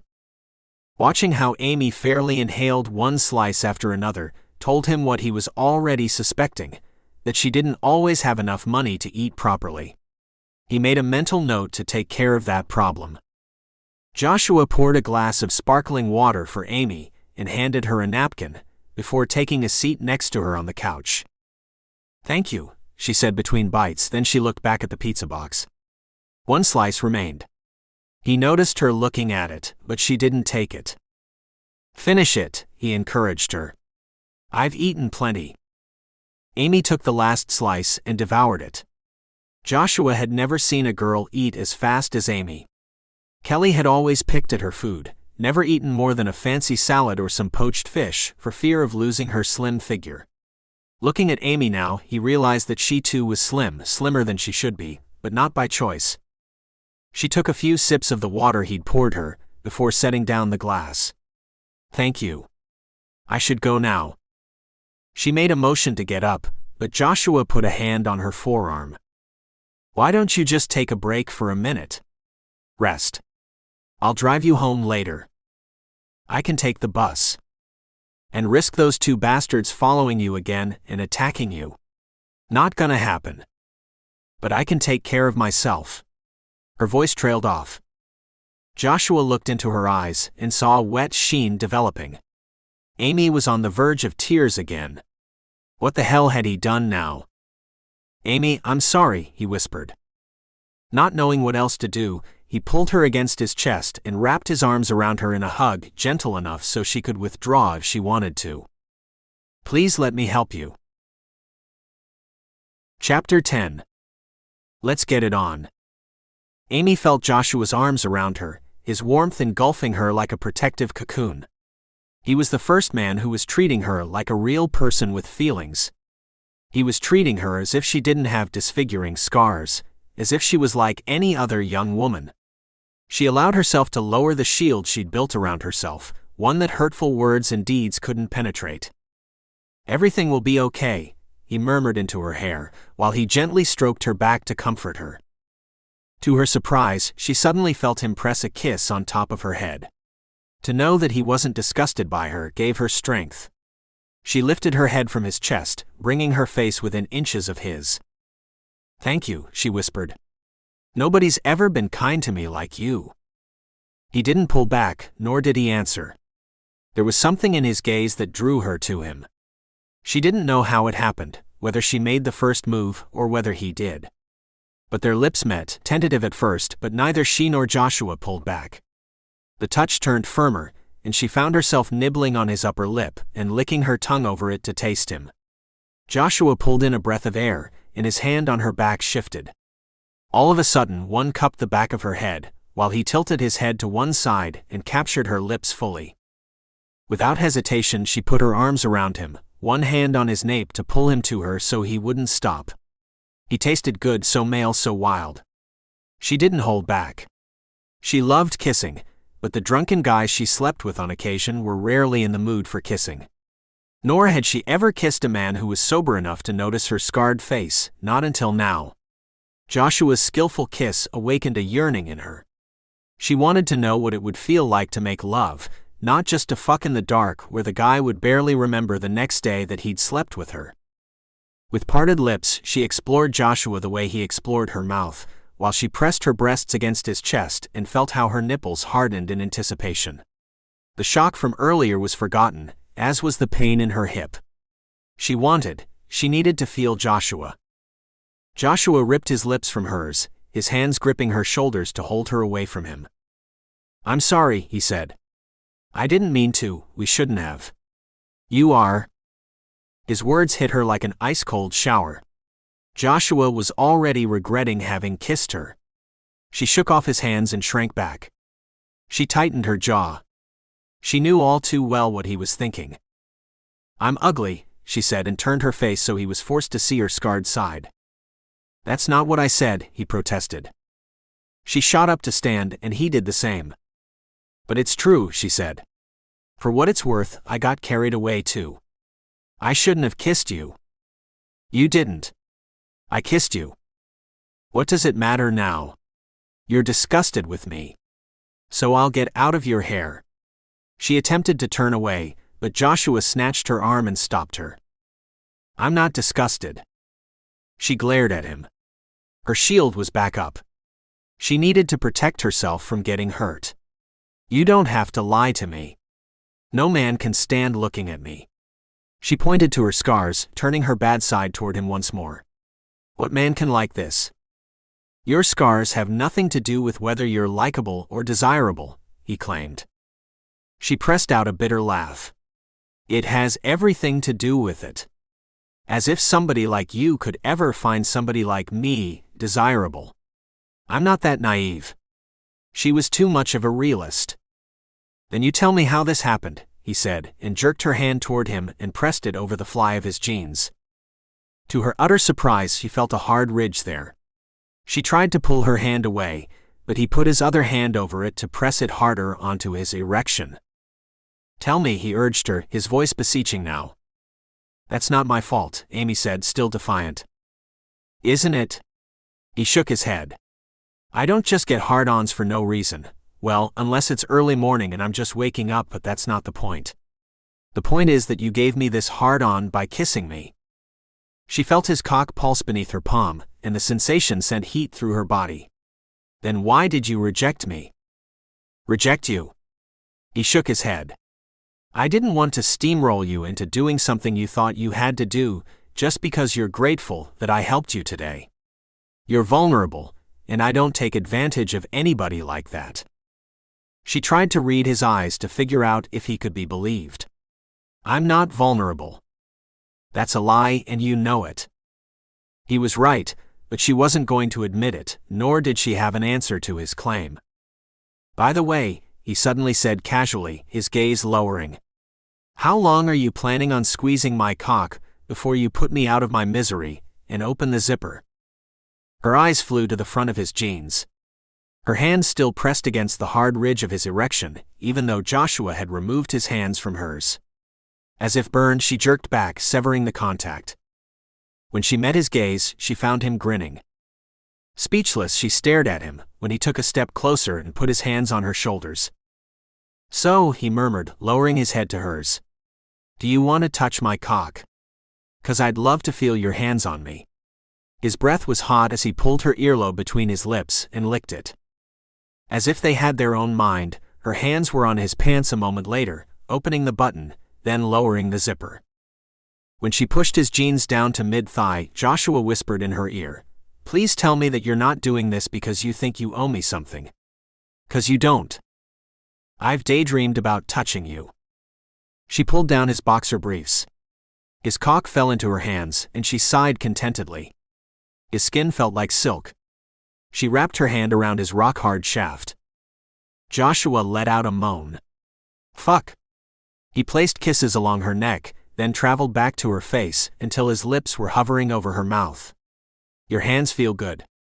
He slowly ran his hands down from her shoulders over her torso.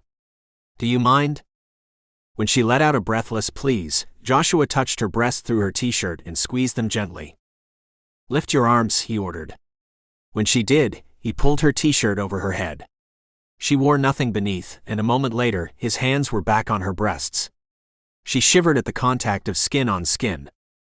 Touch my cock, he said at her lips, then captured them for a deep kiss. Amy took his cock into her hands and moved them up and down his erection. His size was impressive, but what was even better was his reaction to her caresses. Joshua moaned into her mouth while he teased her breasts, squeezing them and turning her nipples into hard little buds. When he suddenly ripped his lips from hers, Amy worried for a moment that he was going to stop again, but all he did was to take his shirt off and toss it on the floor. Then he reached for the front of her pants and opened the button. But before he could pull down the zipper, Amy gave him a little push, so he lost his balance and landed on the sofa. What? She didn't answer his question, and instead lowered herself to kneel between his legs. She pushed his pants even farther down and watched him spread his legs wider, his eyes locking with hers. Oh God, you're gonna suck me, he said, amazed. Holding his gaze, she lowered her head until her lips could touch the tip of his cock. If you don't want me to, you should stop me now. Not a chance, he replied and put his hands on her cheeks. She flinched. Nobody, apart from a doctor or a nurse, had ever touched her scarred side. But Joshua kept his hands where they were. Just so I can pull out if I get too close, he explained. She put her lips around the tip of his cock and took his hard shaft as deep as she could. Oh fuck.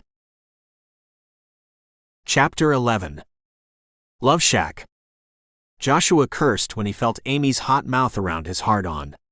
He'd never felt anything better, and he'd certainly not expected this at all. Kelly had never given him a blowjob.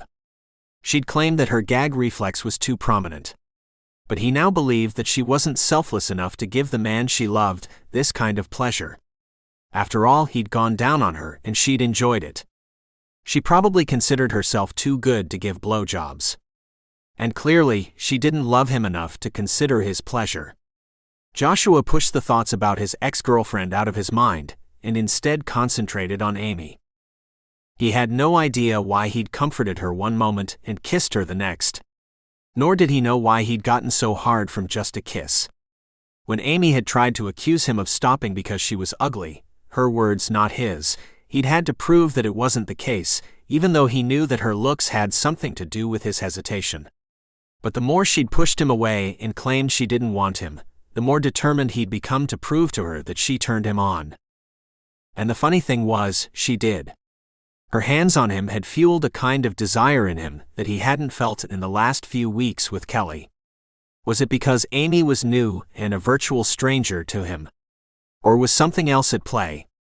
Was there more to the algorithm that had matched him up with Amy?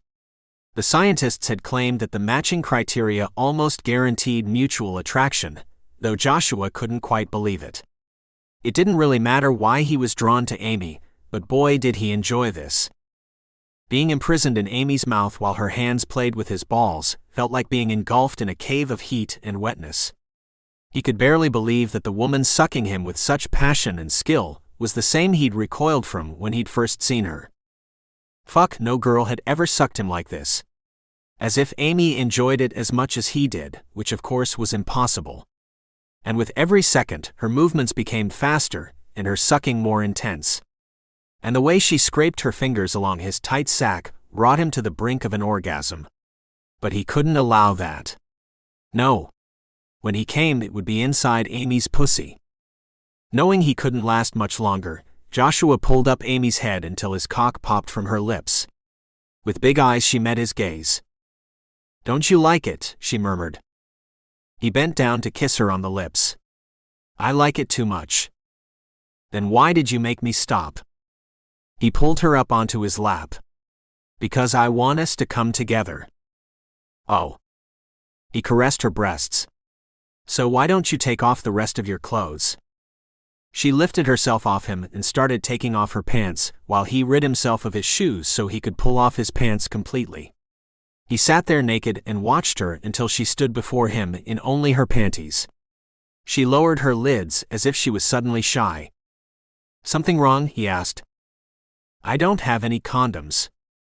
He motioned toward the bed. "I do. In the nightstand." She walked there and he followed her with his eyes. Amy had a perfect figure. A slim waist, slightly cushioned hips, a heart-shaped ass, and perfectly shaped breasts the size of his palms. When she turned around, she held a condom in her hand. Joshua crooked his finger and smiled. When she stopped before him, he looked up at her, then slowly slid his fingers underneath her panties and pushed them down her athletic legs to reveal the triangle of dark hair that guarded the entrance to her body. "Beautiful," he murmured and reached for the condom. He quickly opened the foil packet and slipped the latex over his throbbing cock, anxious to bury himself in Amy's heat. "Do you like to ride?" he asked and reached for her. She knew what he wanted and lowered herself over him until his cock nudged against her pussy. He placed his hands on her hips and slowly pulled her down onto his cock inch by inch until he was inside her to the hilt. Amy bit her lip and threw her head back, her breasts thrusting toward him. He didn't pass up the opportunity and licked and sucked her nipples until she moaned out loud. Farther below, she began to move up and down on him, releasing him, then recapturing him. Fuck, she was good. She knew when to slow down, when to speed up, when to squeeze him tighter, and when to ease off. "You know why I love this position?" he asked. "Why?" He removed a hand from her hip and brought it to where their bodies were connected. "Because I can do this." He gathered some of Amy's juices and rubbed his thumb over her clit. When she gasped, he chuckled. Her hair fell into her face, and he could barely see the scars now. When he looked at only the unmarred side of her face, he could imagine how she would have looked without the disfiguring scars. She would have been beautiful. Amy rubbed herself against his thumb, and he noticed how her tempo increased. "You don't mind doing this?" "This? Touching your clit?" He shook his head. "Am I doing it right?" Her eyelids fluttered, and her breathing turned more ragged. Yes? It's perfect. She rode him harder and faster, and he could feel that she was getting closer to her own orgasm. He held back, not wanting to come before she did, because for some reason he had the feeling that she needed this more than he did. And he was willing to give her what she needed. Because soon, he would have to tell her what he needed from her. When Amy's muscles tensed around his cock, he knew she was close. He doubled his efforts and concentrated only on her, forgetting his own needs. Moments later, she moaned, and her interior muscles spasmed around his cock. Instantly, he lost his control and climaxed without warning. Amy collapsed over him, and Joshua wrapped his arms around her, holding her to him, not ready to leave her body. Like aftershocks, Amy's muscles still contracted around him. She mumbled something against his shoulder. "What?" he asked. "Thank you," she said, this time louder. "Oh no," he answered, "thank you. You were amazing." He ran his hand over her long hair, then pressed a kiss on it. "I hope you're in the mood for more." She lifted her head, and he was suddenly confronted with her scarred side. Involuntarily, he flinched. The look in her eyes told him that she'd noticed it. Before she could free herself from his embrace, something she was clearly intending to do, he stroked his fingers over her scars to convince her and himself that her scars didn't matter. He wasn't sure how successful his attempt was. It must have been a terrible accident. Amy sat back a little and shook her head.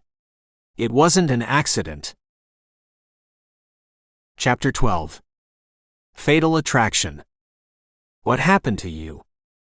Joshua lay in bed, Amy in his arms, her back turned to him, her tempting ass lining up with his groin. His cock was at rest, but he knew it wouldn't remain at rest. But right now, he wanted to talk. He needed to understand Amy. "I'm assuming you weren't born with these scars." In fact, he knew it, because he'd seen photos of her when she was just 15 or 16, and her skin had been perfect. But he couldn't tell her that, not yet anyway. "Why do you want to know?" "Because I care about you." It was the truth. There was something about Amy that made him want to protect her independent of his mission, to bring her back to the future. "I was in foster care. My parents are drug addicts. I was taken away from them when I was 4 years old. I spent 14 years with various different foster families." She sighed. "Nobody wanted to adopt me. I guess I was already past the cute age. I was told that I had a lot of anger in me, as a 4 and 5-year-old. That's understandable. I mean, if I had been taken away from my parents at that age, I would have kicked and screamed all day. Well, prospective adoptive parents didn't see it that way. They all thought I had behavioral problems." She shrugged. "Maybe I did. It wasn't your fault." When she didn't say anything, he pressed a kiss on her shoulder. "Go on." "I was about to turn 16, and I'd only been with my new foster family for a year, when I realized that my foster father was giving me looks that I didn't like." Joshua's stomach nodded. He could guess where this was leading. "I was pretty then, you know." In fact, he did. He'd seen the photos. "He wanted me. It started with innocent hugs of encouragement when I was preparing for tests at school. At least I thought they were innocent. But they weren't. With every week things got worse. His touching became more inappropriate, and I tried to push him away without angering him, but he didn't get the message." Joshua took her hand and squeezed it. "I'd met a boy in school. I liked him, and he had a crush on me. We started dating in secret. I couldn't bring him home. But my foster father found out anyway. A neighbor had seen us together, and she told him. She didn't think anything of it, of course. How could she know that my foster father would go berserk?" She sniffled. Joshua's heart broke for her. "If you don't want to continue, I understand." She turned her head to him. "No, I need to continue. I haven't spoken about it in a long time." He nodded, and she turned away again. "I didn't know that he knew about my boyfriend. I found out later, far too late. He didn't let on. But I knew something was amiss. He was always in a bad mood, so much so that my foster mother decided to visit her sister for a few days to get a break. I doubt she knew what kind of danger she put me in by leaving for the weekend. Amy's body seemed to stiffen. He confronted me as soon as she'd left. He accused me of sleeping around, of being a slut. And he grabbed me. I knew what he wanted to do. Joshua's heart began to race. Did he rape you? He wanted to, but I fought back. I hit him with the first thing I could grab, a half-empty bottle of wine. It only made him angrier. I'd never seen him so furious. That's when he told me that if he couldn't have me, then nobody else could either. She sniffled again. I thought he would kill me, but he was far more brutal. He wanted me to live, but be reminded of him every day. Joshua turned her in his arms so he could see both sides of her face. Gently, he ran his fingers over her scars. How did he do it? A frying pan with hot bacon fat. She swallowed hard. The pain was unbearable. I wanted to die just so I wouldn't feel the pain anymore. When I lay there screaming and whimpering, he bent over me and said, "Now nobody will ever desire you again. Every man will find you disgusting, just like you deserve, you little slut." Joshua pulled her closer to him and stroked her hair to comfort her. He pressed a kiss on her forehead. "I'm so sorry, Amy, so sorry. How could somebody be so cruel, so heartless? I hope he got what he deserved." I told the doctors, and they notified the police. He was charged with aggravated assault. But the trial didn't go my way. The defense claimed that I was lying. The lawyer made everybody believe that I harmed myself. And with my history of behavioral problems documented by social services, the jury believed him, not me. He walked, and I was sent to live in a group home for difficult teenagers until I turned 18. Since then, I've been on my own. How could a jury not have convicted that bastard? How could they have let him off? What kind of justice was this? It was no justice at all. "It wasn't fair," Joshua said. "No, it wasn't. And your boyfriend from back then?" She lifted her head to meet his gaze. "What do you think? He was 16 and popular at school. He couldn't date a girl like me. Imagine how the rest of the school would have treated him." "Are you defending him?" "No. But I understand why he dumped me. It doesn't matter. I got over it." "Maybe, but it couldn't have been easy for her. Just like I'll get over it when you stop coming to see me." Her callous words jolted him. "Why are you saying that?" "Because it'll happen.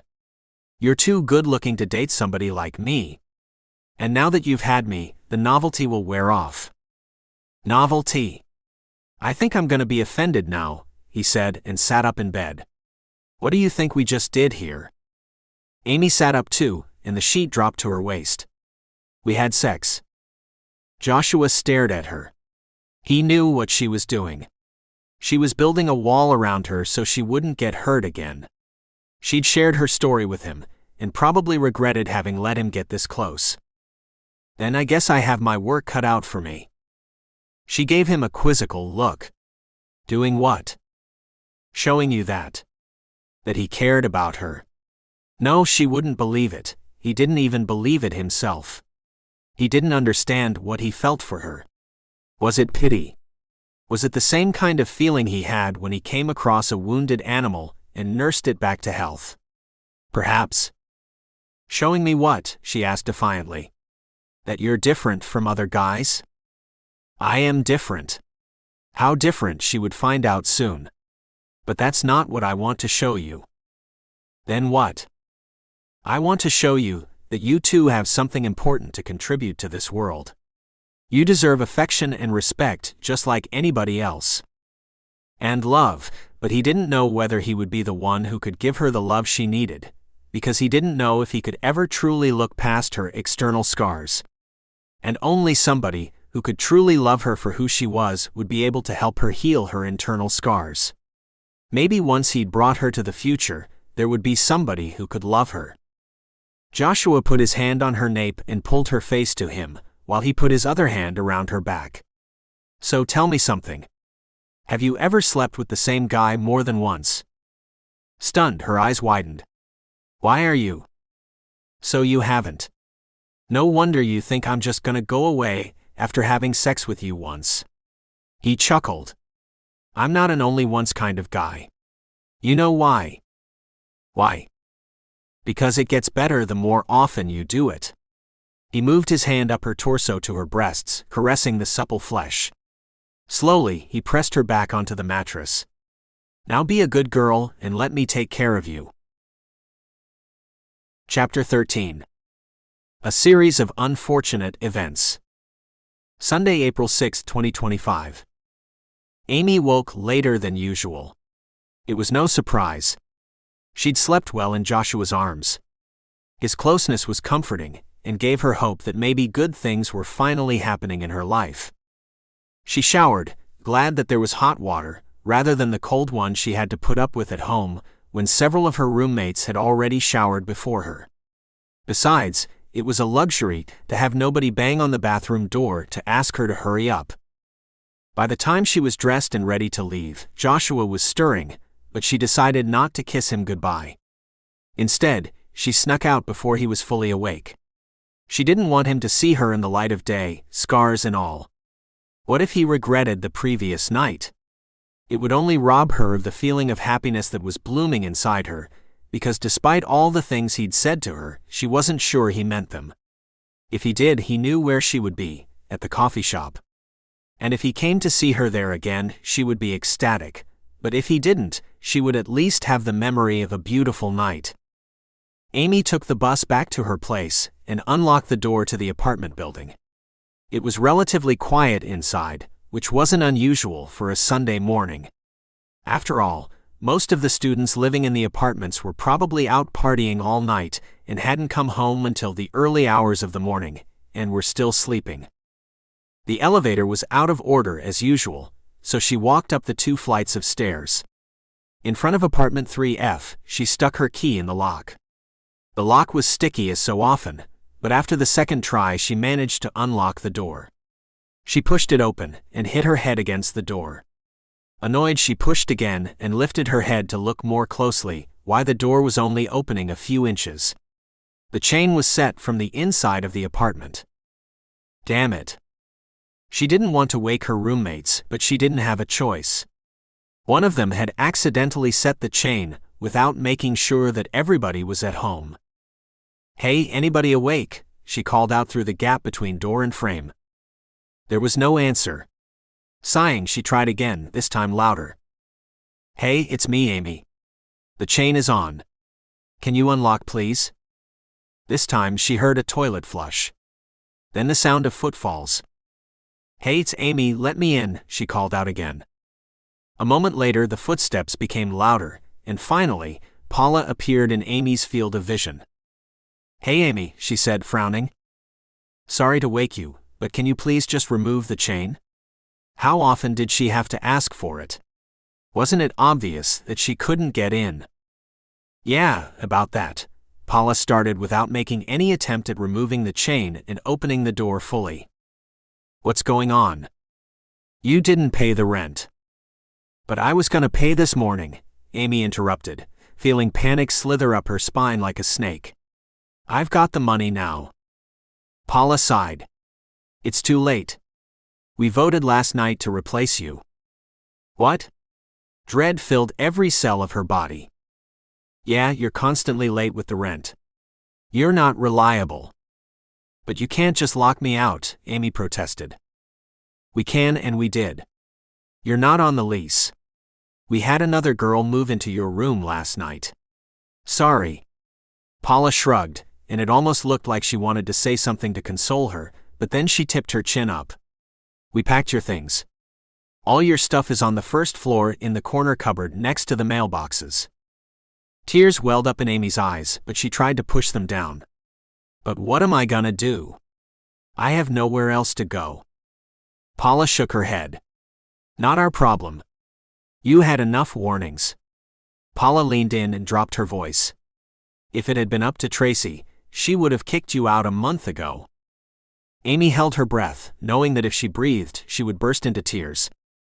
"So please give me your key. If not, we'll change the locks later today." Knowing she had lost, Amy handed over the keys in almost robotic movements. She was numb now. She barely noticed when Paula closed the door. She just kept standing there, frozen in disbelief. After the best night of her life, she'd hovered on cloud 9, and a few hours later, she found herself descending into despair. If only she'd gone home last night and paid her rent then, she could have averted this. Instead, she'd allowed herself to enjoy one night of pleasure. One single night. And now she was paying for it. As if she'd asked for too much. Were a few hours of happiness really too much to ask for? Why did she have to pay for the little joy she'd allowed herself to indulge in? And to pay so dearly, she was homeless now. Homeless in a city of millions.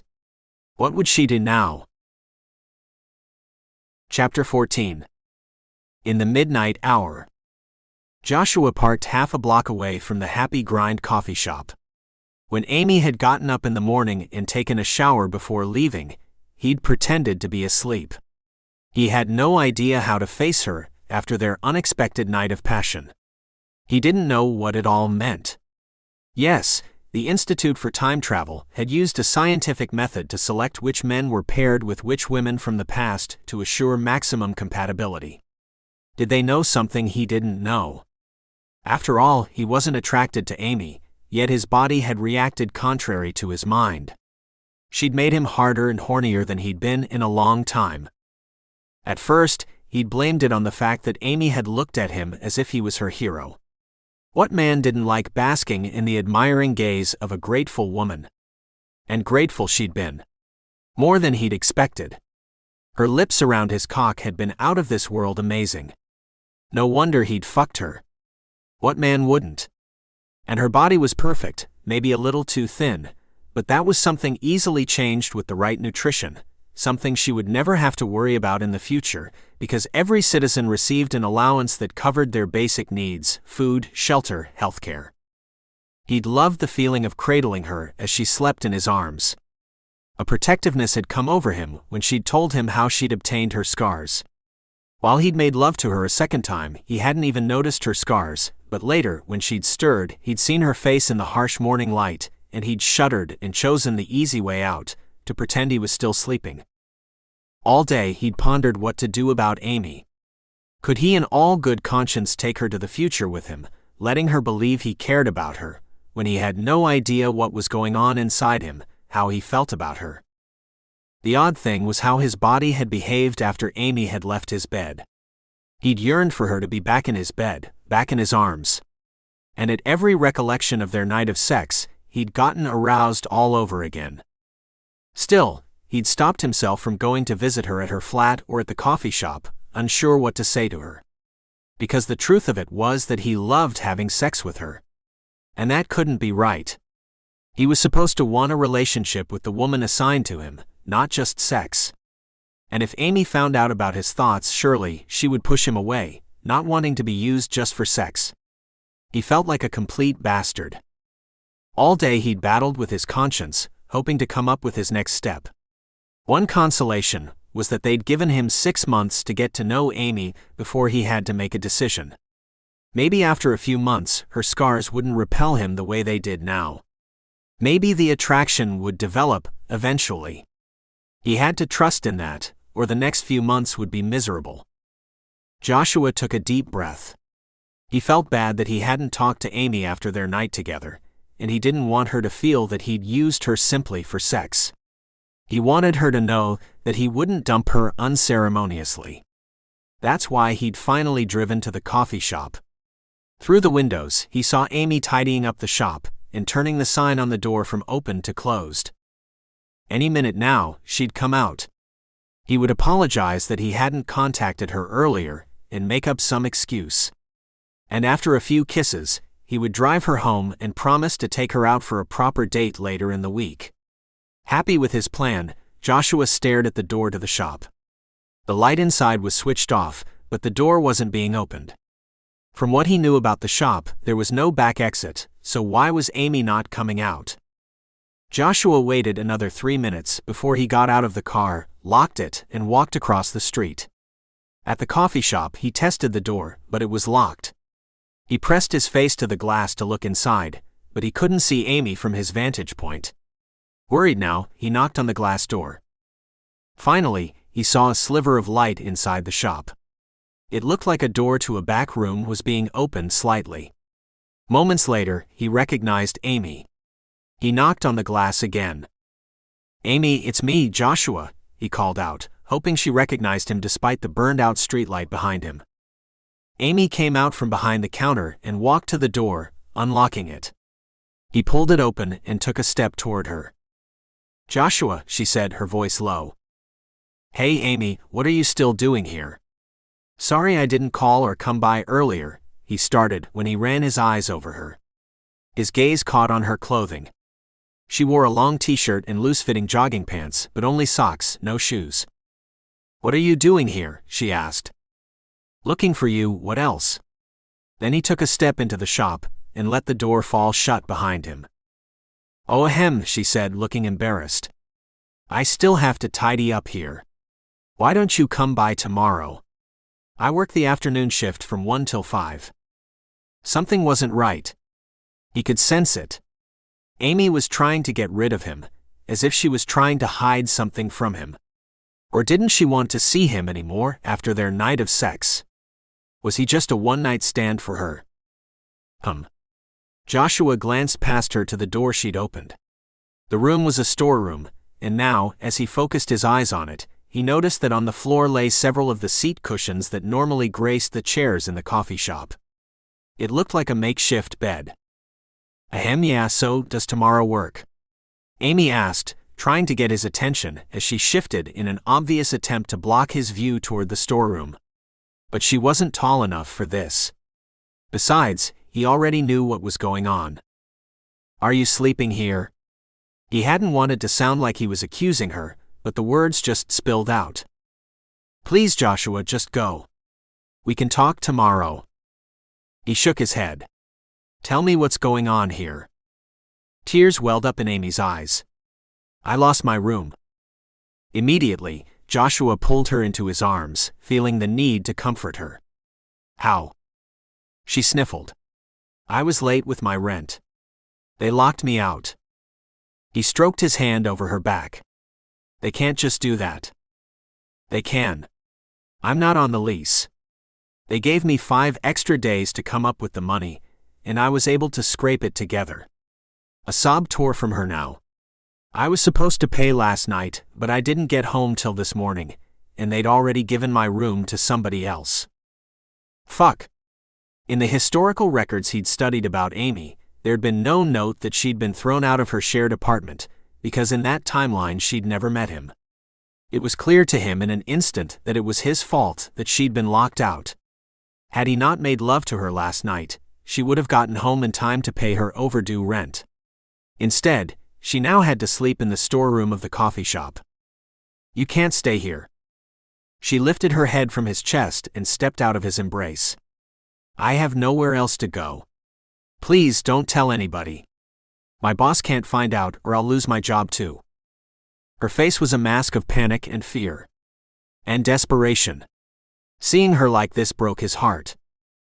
"Get your things," he said firmly. "You're staying with me." After all, he was responsible for her. Not just because he was the reason why she was homeless in the first place, but also because the Institute for Time Travel had made him responsible for Amy by sending him to the past to meet her and convince her to come to 2085 with him. All he was doing was his duty. "Staying with you?" She stared at him in disbelief. "But you barely know me. You can't just offer me a place to stay." He had to shake his head at her protest. Amy wasn't used to being given anything she didn't have to work for. That was evident. She took nothing for granted, and he had to admire her for that. Any other woman would have already blamed him for her predicament. Yet Amy was too polite to even mention it, too decent to ask him to make it up to her. And now she didn't even want to accept his offer. Or was she worried, because she didn't really know him? After all, he was practically a stranger to her. I know you don't really know me. But I promise I'm not gonna hurt you, Amy. I won't do anything you don't want me to do. This is not a quid pro quo. I don't expect sex in return for this, if that's what you're worried about. He dropped his gaze to his shoes. What the fuck was he saying? When had he turned into a good Samaritan? All day he'd thought about having Amy back in his bed, and now he was telling her he didn't expect sex. With a sigh, he lifted his head and looked straight into her eyes. Unless you want to, of course. But I would never. Amy put her hand on his forearm. I know. For the first time this evening, she smiled. Why are you so nice to me? He smiled back at her. Because you need it. Then he pointed to the storeroom. Shall we get your things? I've got the car outside. Chapter 15. We'll share the shelter. Amy had to pinch herself when she entered Joshua's studio apartment. Was she asleep in the coffee shop, dreaming all this? Or had Joshua really swooped in and rescued her again? She felt like she was in a trance when Joshua helped her with her bags and made space for her things in his closet, which to her surprise only contained a few items. She declined his offer of food, because she'd been able to eat leftovers at the coffee shop. But when he asked her if she wanted to take a bath to relax, she nodded, mainly because she needed time to digest what was happening. As she lay in the bathtub, the hot water soothing her tired bones and her aching feet, she closed her eyes for a few minutes. This was real. Joshua had offered his help without hesitation, even though he didn't have to. Just because they'd had sex the night before, didn't obligate him to suddenly offer her a place to stay. So what exactly was his reason for doing this? More sex? A man looking like Joshua could get sex anytime he wanted, without having to offer a girl a place to stay. Then why? No matter how long and how hard she thought about it, she couldn't figure out why he was doing this for her. But she wasn't going to look a gift horse in the mouth. At least not tonight. Tomorrow, after a good night's sleep, she would figure something out, find something more permanent, because she had no illusions about Joshua. Sooner or later he'd grow tired of her, just as soon as he realized that he could do better than her. But in the meantime, she'd allow herself to make a few good memories. Amy stepped out of the tub and pulled the plug to drain it. She reached for a towel and dried herself, then wrapped it around her torso and looked in the mirror. When she tilted her head and combed her hair just right, she could almost hide the ugly side of her face. In the mirror, the girl staring back at her was the Amy before the assault, the girl who'd had dreams, the girl who'd been pretty. It seemed like a lifetime ago. With a sigh, she turned away from the mirror and opened the door. She stepped into the main room of the studio, where one side was furnished as a living dining room, the other as a bedroom. Joshua sat on the sofa, dressed only in a pair of jeans, his chest bare, his skin glistening as if he was perspiring even though it wasn't overly hot in the apartment. He turned his head and ran his eyes over her, making her hesitate. Slowly, he rose and took a couple of steps toward her. Did the bath help you relax a bit? Amy nodded. Thank you. It was just what I needed. Barefoot, she approached. I hope you don't mind, but we should probably share the bed. He motioned to the sofa. The couch isn't very comfortable to sleep on. Of course I don't mind. She cast a stolen look at his chest, admiring his toned abs and the smoothness of his skin. The sight tempted her, made her yearn for his touch. Do you mind if I? She hesitated, not knowing if she had the courage to be bold. If you what? Joshua asked softly, one hand on the button of his jeans now. She swallowed away her shyness. If I sleep in the nude? Was it an optical illusion, or did his jeans suddenly appear to stretch more tightly over his groin? When he didn't say anything, she lifted her gaze to his face and saw him grin. Only if I may sleep in the nude too. Encouraged by his response, she stepped closer. Fair is fair. He popped the button of his pants open and lowered the zipper. Then he stopped. Why don't you hang that towel over the chair and get into bed?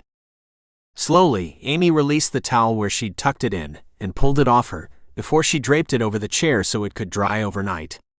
When she looked back at Joshua, she noticed him run his eyes over her, his gaze hungry, his lips parted, while he rid himself of his pants. Amy lifted the duvet and pulled it aside, then laid down on the mattress without covering herself with the duvet, while she continued looking at Joshua. He was already freeing himself of his boxer briefs, revealing his hard-on. His cock was just as hard and thick as she remembered from the night before. Instinctively, she licked her lips. With a chuckle, Joshua approached the bed. "Oh no, you're not gonna suck me tonight." He joined her on the bed. "Or I won't last long." Joshua pulled her into his arms, his face only inches from hers, their chests touching, their legs brushing against one another. "I hope I'm reading the signs correctly, that you want me to make love to you. I figured since you wanted to sleep in the nude." Amy put her finger over his lips. "You're very good at reading signs." He smirked. "I'm even better at other things." "Anybody could say that." She put her hand on his nape, pulling him closer. "How about you show me what you're good at?" "I thought you'd never ask." Joshua captured her lips and kissed her. Joshua rolled over Amy, while he kissed her deeply. Damn, he'd missed feeling her body molding to his, her lips yielding to his demand for a passionate exchange. At first, when he'd brought Amy back to his apartment and had seen her face in the harsh light once more, he'd actually contemplated sleeping on the sofa. But the moment she'd stepped out of the bathroom, everything male inside him had overridden his perception of outward beauty. Instead, his sex drive had taken over, and he'd seen only one thing: a young woman who welcomed his touch. Instantly, his cock had turned as hard as an iron flagpole. There was no turning back now. All he could think of was making love to Amy, no matter the consequences. Amy's lips were soft, and her tongue responded to him with languid strokes. He felt her hands on him, one on his nape pulling him closer, the other on his butt stroking him. Just like the previous night, she wasn't shy at showing him what she wanted from him. She didn't toy with him, didn't pretend, didn't tease like other girls. She was straightforward, not hiding that he excited her, a fact he deduced from her moans of pleasure and the gentle rocking of her pelvis against his. The soft glow of the bedside lamp, the only light source now illuminating his apartment, bathed them in a romantic glow. Joshua brushed one hand over her breast and noticed that her nipple was hard. Loving the feel of it, he squeezed the round globe in his hand, the nipple rubbing against his palm. The contact sent a shiver down his spine and made his cock twitch in anticipation. Amy molded her body to his, asking for more caresses, and he was only too happy to comply. He didn't want to think about where things would go from here, how he would proceed tomorrow, because right now he didn't want to make decisions. All he wanted was to find pleasure with the woman in his arms, and give her the same pleasure in return. Slowly, Joshua released her lips and lowered his face to her breasts. He licked over one hard nipple, before sucking it into his mouth, while he kneaded the other one in his palm. Below him, Amy arched her back, silently asking for more. He sucked her nipple into his mouth, loving the strangled moan that rolled over Amy's lips in response. He smiled against her skin and lifted his head by an inch. "Easy, baby, I'll give you what you need." Because he knew what she needed right now, to forget the troubles of her life and let herself fall. "Joshua, let me feel you inside me," she begged. And even though he knew he should extend their foreplay, he couldn't resist her siren call. "Anything you want," he murmured and reached for the bedside table. From the drawer, he retrieved a condom and rolled it over his erection. Then he turned back to her, and noticed Amy's eyes shine with lust and passion. The green of her eyes was even more vibrant than the previous night, even more beautiful. He realized then that it was her eyes that drew him to her and made her marred skin melt into the background, out of focus, forgotten. Amy spread her legs wider, and without hesitation, he accepted the space she'd made for him. He adjusted himself, then drove his cock deep into her, seating himself to the hilt. Warmth and wetness greeted him. Amy gasped. "Oh. You all right? Too fast?" "No, perfect. Just like the rest of you." His chest filled with pride at the knowledge that the woman in his arms approved of him wholeheartedly. "Good." He pulled out halfway, then plunged back in and found his rhythm. Amy moved with him, her hands gripping his hips tightly now, as if she was afraid that he'd stop. He dipped his head to hers. "I love being inside you." He didn't give her a chance to reply. Instead, he captured her lips again and kissed her deeply. He poured every ounce of passion into the kiss, while his body moved in sync with Amy's, separating and coming back together in such perfect rhythm that to an outsider it would have looked as if they'd done this a million times before. But he was only just getting to know Amy's body, and he registered every clue her responses gave him to adjust his movements to her needs. He tightened the leash with which he held on to his self-control because he didn't want to come before her. But he knew enough about women to know that it wasn't always easy for a woman to find release. Maybe this position wasn't quite right for her. Joshua pulled out of her. Panicked, Amy stared at him. "Joshua, get on your hands and knees, baby," he ordered. The panicked look on her face vanished, and she turned around and got on her hands and knees. Joshua got behind her and gripped her hips, then drove deep into her. "Oh, that's good." Amy released a deep sigh. "I can make it even better," he promised and released one hip. He brought his hand to her front and combed his fingers through her pubic hair, while he continued to thrust evenly from behind. "Tell me how you want me to caress your clit." There was a short hesitation, but then she took his hand and directed it to her center of pleasure. She took his middle finger and pressed it onto her clitoris, then moved it in a circular rhythm. "Like this," she murmured, before she let go of his hand and braced herself on the mattress again. "Good." He continued to caress her clitoris with gentle circular motions, her plentiful juices making the action smooth. At the same time, he eased up on his thrusts with his cock, rocking only gently an inch forward and an inch back to allow Amy to concentrate on her own pleasure. It didn't take long until Amy's breathing changed, and her pelvis rocked in a faster tempo, making him speed up his movements on her clit too, while he plunged deeper and harder into her. "Oh God, I." She moaned out loud, and a moment later, he felt her pussy spasm and squeeze his cock even tighter than before. Without warning, he climaxed. He had to hold on to Amy's hips for balance, his body trembling with the sensations of his orgasm. When Amy's spasms finally subsided, Joshua pulled out of her and rid himself of the condom before he joined her back on the bed. He pulled her into his arms. "That was?" He let out a breath, not finding the words for what he wanted to say. "Just wow." Amy snuggled against him, her face buried in the crook of his neck, one thigh draped over his body, one hand on his chest. "You're an amazing lover, Joshua. It's easy with you." Because for some reason he didn't feel like he had to perform, or live up to somebody else's expectations. He could just be himself. Maybe that's why sex with Amy was so fulfilling. "You feel so good." He put his hand on her ass and pulled her closer. "How much sleep do you need?" "Not much." "Good, 'cause I'm just getting warmed up." Chapter 16. We've got to get out of this place. Monday, April 7th, 2025. Despite making love to Amy long into the night, Joshua woke early, yet remained in bed with her while she continued sleeping. He had to think about what to do next. The fact that Amy had lost her room meant that things were moving faster than he'd expected.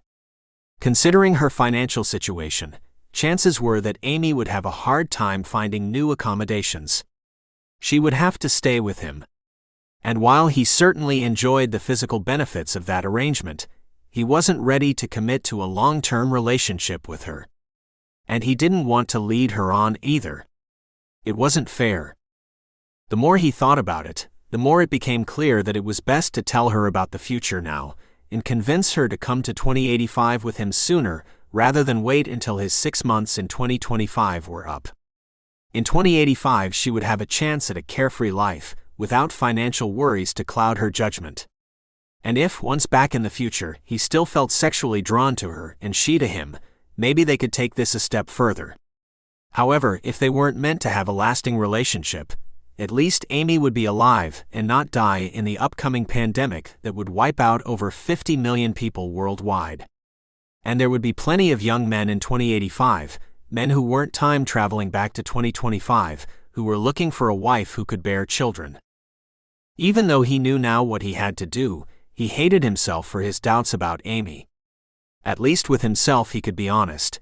If Amy didn't have disfiguring scars, he would so easily fall in love with her. After all, she was sweet, caring, and amazing in bed. He loved the way she felt in his arms, and he felt protective toward her. But it was hard to look past her face.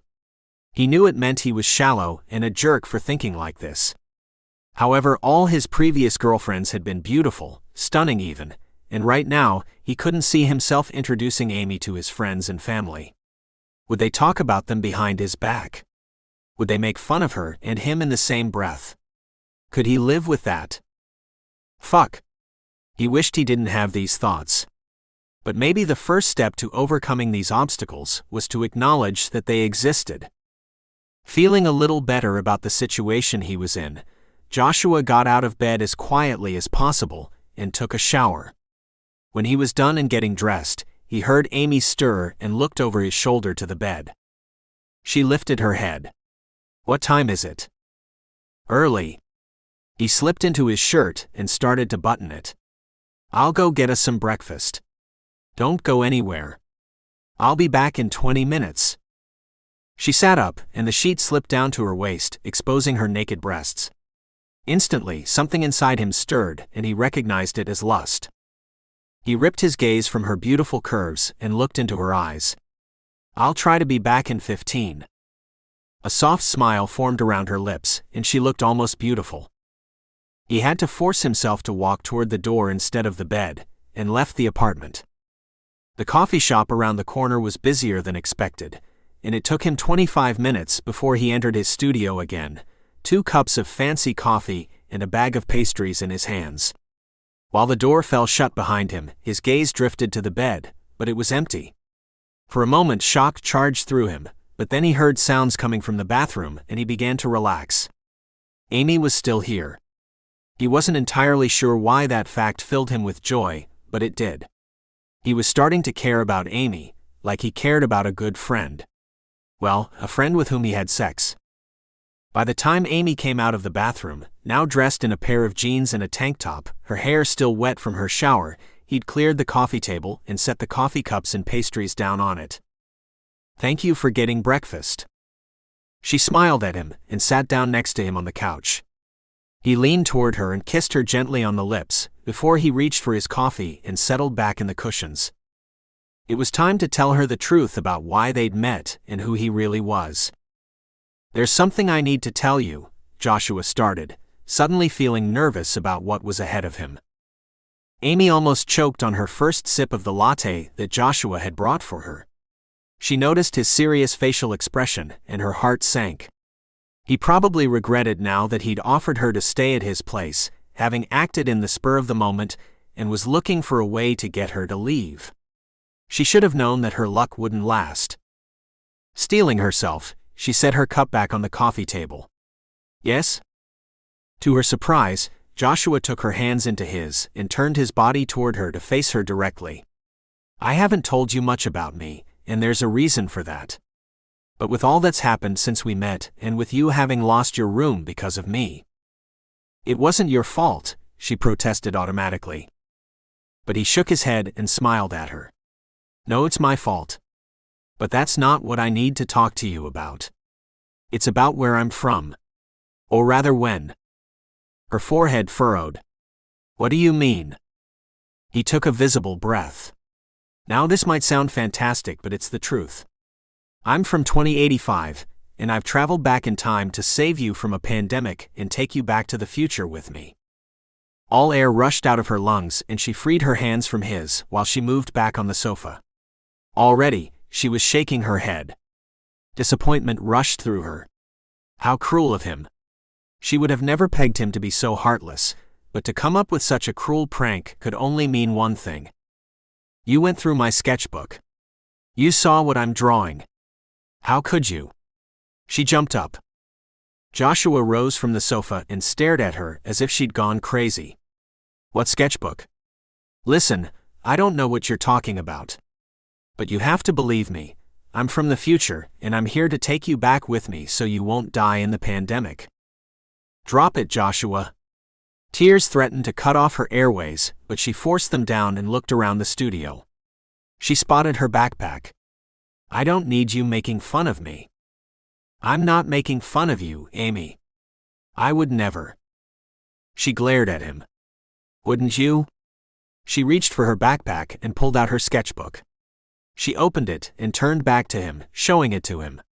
"You saw this, didn't you? You went through my stuff while I was sleeping." He stared first at her, then at the sketchbook. His facial expression changed to one of surprise, and he reached for the sketchbook. "You drew these?" She didn't respond. Instead, she pressed her lips together, trying to hold back the sobs. Joshua paged through the sketchbook, his face showing true surprise and interest. The drawings depicted scenes from a different world, a future world, one that she'd dreamed up to escape from this one for a while. A world where life was easier, one where she wouldn't have to struggle every day just to be able to eat and have a roof over her head. Joshua lifted his head and looked straight at her. "These are amazing. You're an artist. A very talented one. And your imagination." He shook his head. "It's as if you've already seen glimpses of the future I come from." A sob tore from her chest. "Please just stop with the charade. I'm packing my things and I'll leave." Joshua laid the sketchbook on the coffee table. "Don't, Amy. It's not a charade. I can prove to you that I'm from the future." He shoved the sleeve of his shirt back to his elbow and tapped on his left wrist. She was about to turn away when she saw a hologram appear. It hovered over Joshua's arm and moved with him when he moved closer to her. Instinctively, she took a step back, but she couldn't tear her eyes away from the mirage.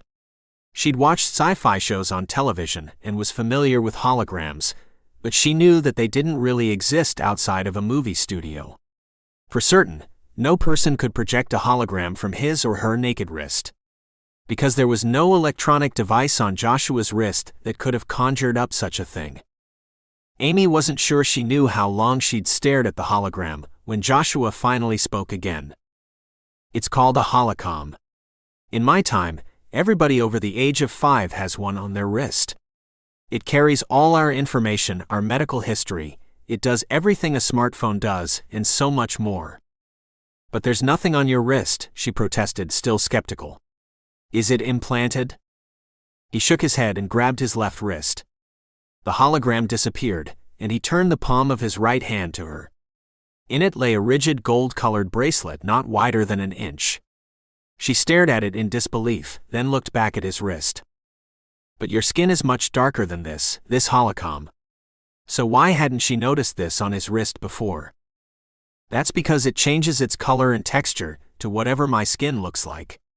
When my skin gets darker because I spend more time in the sun, the holocom changes with it." He put the holocom back on his wrist, and before her eyes, it adjusted to Joshua's skin, and she couldn't make it out anymore. As if it was invisible. She put her hand on it, but she couldn't even feel a difference between Joshua's skin and the holocom. She tapped on it, but the hologram didn't pop up like it had before when he'd done it. "It's not working anymore. It's genetically encoded. Only my touch can activate it." He tapped on his wrist once again, and the hologram popped up and hovered above his arm. "Will you let me tell you everything now?" She nodded. She would listen to him, even though his claim was outlandish, but the electronic device on his arm intrigued her. "Sit to my right so you can see the hologram better, and I'll show you things while I tell you why I'm here." Joshua sat back down on the couch, and Amy took a seat next to him. He tapped on the images that hovered over his arm, and Amy realized that it looked very much like a computer screen, with icons for different programs. "Let's start with what brought me here," he started, and pointed to various headlines that spoke of a pandemic. "In the fall and winter of 2025, a virus will spread rapidly around the world. At first, the scientists thought it was just a bad form of a flu strain, but it was much worse. Over 50 million people died worldwide." Amy shrugged. "The flu kills vulnerable people every year. That's nothing new." "But it wasn't just a flu. He tapped on another area of the holocom, and a medical graphic appeared together with another headline. 2025 virus caused gene mutation leading to infertility in females. Joshua looked at her. In my time, 99% of all women are infertile, because those women who were infected by the virus in 2025 but survived it passed a mutated gene on to their offspring. By the time the geneticists figured out what had happened, it was already too late. Birth rates are practically at zero. The human race is going extinct. The claim sounded unbelievable, but the news reports and articles Joshua pulled up on his holocom, many of them dated in the 2070s and 2080s, looked genuine. However, she knew that anything on the internet could be faked. So you're saying humans in the future are infertile and will die out? Not all humans are infertile. Only women. The men don't have the gene mutation. I can father children, but there are so few women left to repopulate the planet that the world governments came up with a solution: to bring women back from before the 2025 virus could infect them. She'd read enough sci-fi and time travel novels to know that there was a fundamental flaw in Joshua's story. But you can't do that. If you take women out of this time and transplant them into yours, that is, if you're really from the future, then you're changing the future because... He lifted his hand. I know, we would alter the past, which would alter the future I'm from, but that won't be the case if we take women to 2085 who would have died during the pandemic and therefore wouldn't have had any significant effect on this timeline. Amy's breath caught when she realized what this meant. Are you saying that? She shook her head. She couldn't even say the words. I'm sorry. He tapped on something on the holocom, and several documents opened. You'll be infected in early October this year, and will die a week later. Amy stared at the death certificate that carried her name. Joshua swiped over the document and revealed a newspaper article that listed names of Los Angeles residents who died of the virus in the first 2 weeks of October 2025. When he zoomed in, one name caught her attention, her own. No. She shook her head. No. That can't be. Joshua put his hand on her arm and squeezed it. But you don't have to die. Come to the future with me and you'll have a long life, one where you'll want for nothing. You'll never have to worry about where your next meal will come from, or whether you have a place to stay. Everything will be taken care of for you. It sounded too good to be true. This must be a mistake. Please tell me you're joking. Tell me you're playing a prank. But one look into his eyes, and she knew he wasn't lying to her. She sniffled, her head spinning. But she needed to know more, needed to understand what she was getting herself into. And you? How many women do you have to bring back? Just one you. Why? You'll need hundreds of thousands of women if you want to raise the birth rate. That's why I'm not the only one who traveled to the past. There are tens of thousands of young men like myself who are taking this trip back all over the world. And the program is only just beginning. If it's successful, more men will be sent back. She drew in a long breath, still trying to wrap her head around it all. And you chose me. She turned her face so he had to look at her scars. Why me? She gestured to his face. You could do better than me. Joshua took her hands and pulled her to him. Don't say that. He hesitated. There was something in his eyes that looked like he was hiding something from her. She pulled back a little. You didn't choose me, did you? Somebody else did. The moment she said the words, she saw in his eyes that she was right.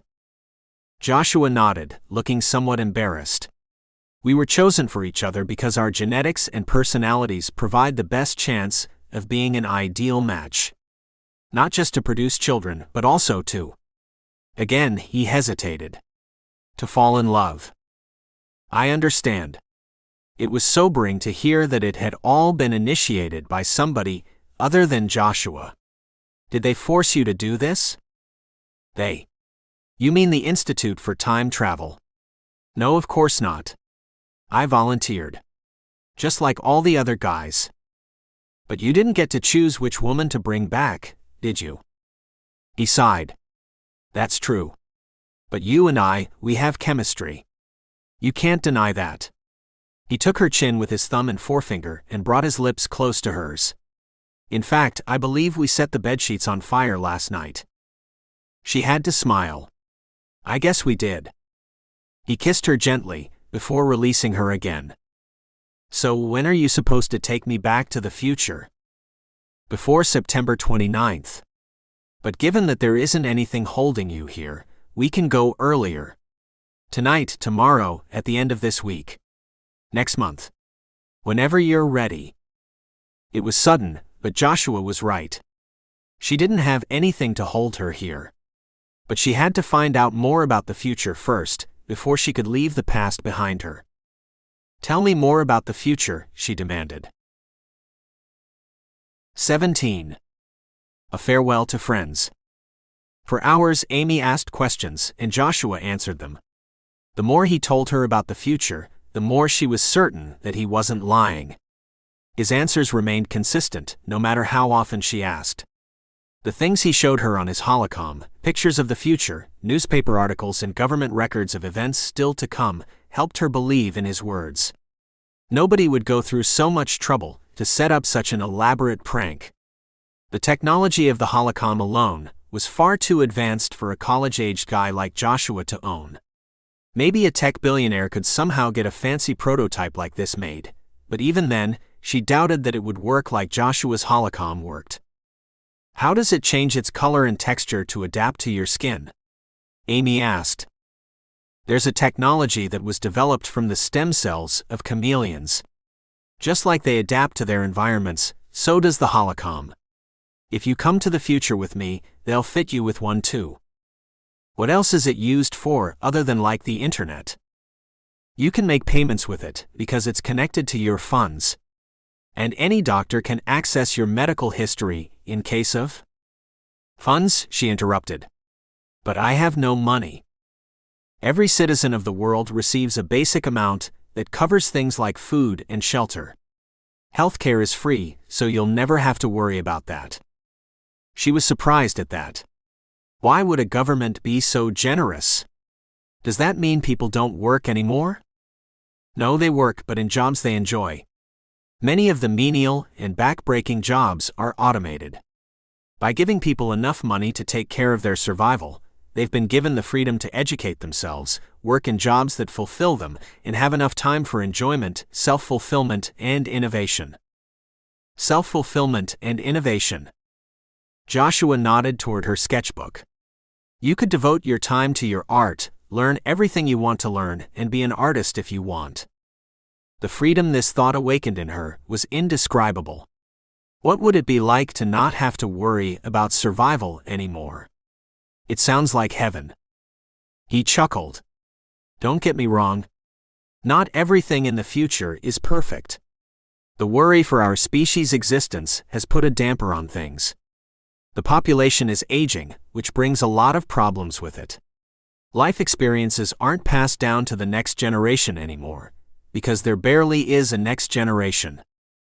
I understand that. And she knew what she had to do to change that. If I come with you, I'll have a duty to perform, won't I? He nodded. Yes. You'll be expected to bear children.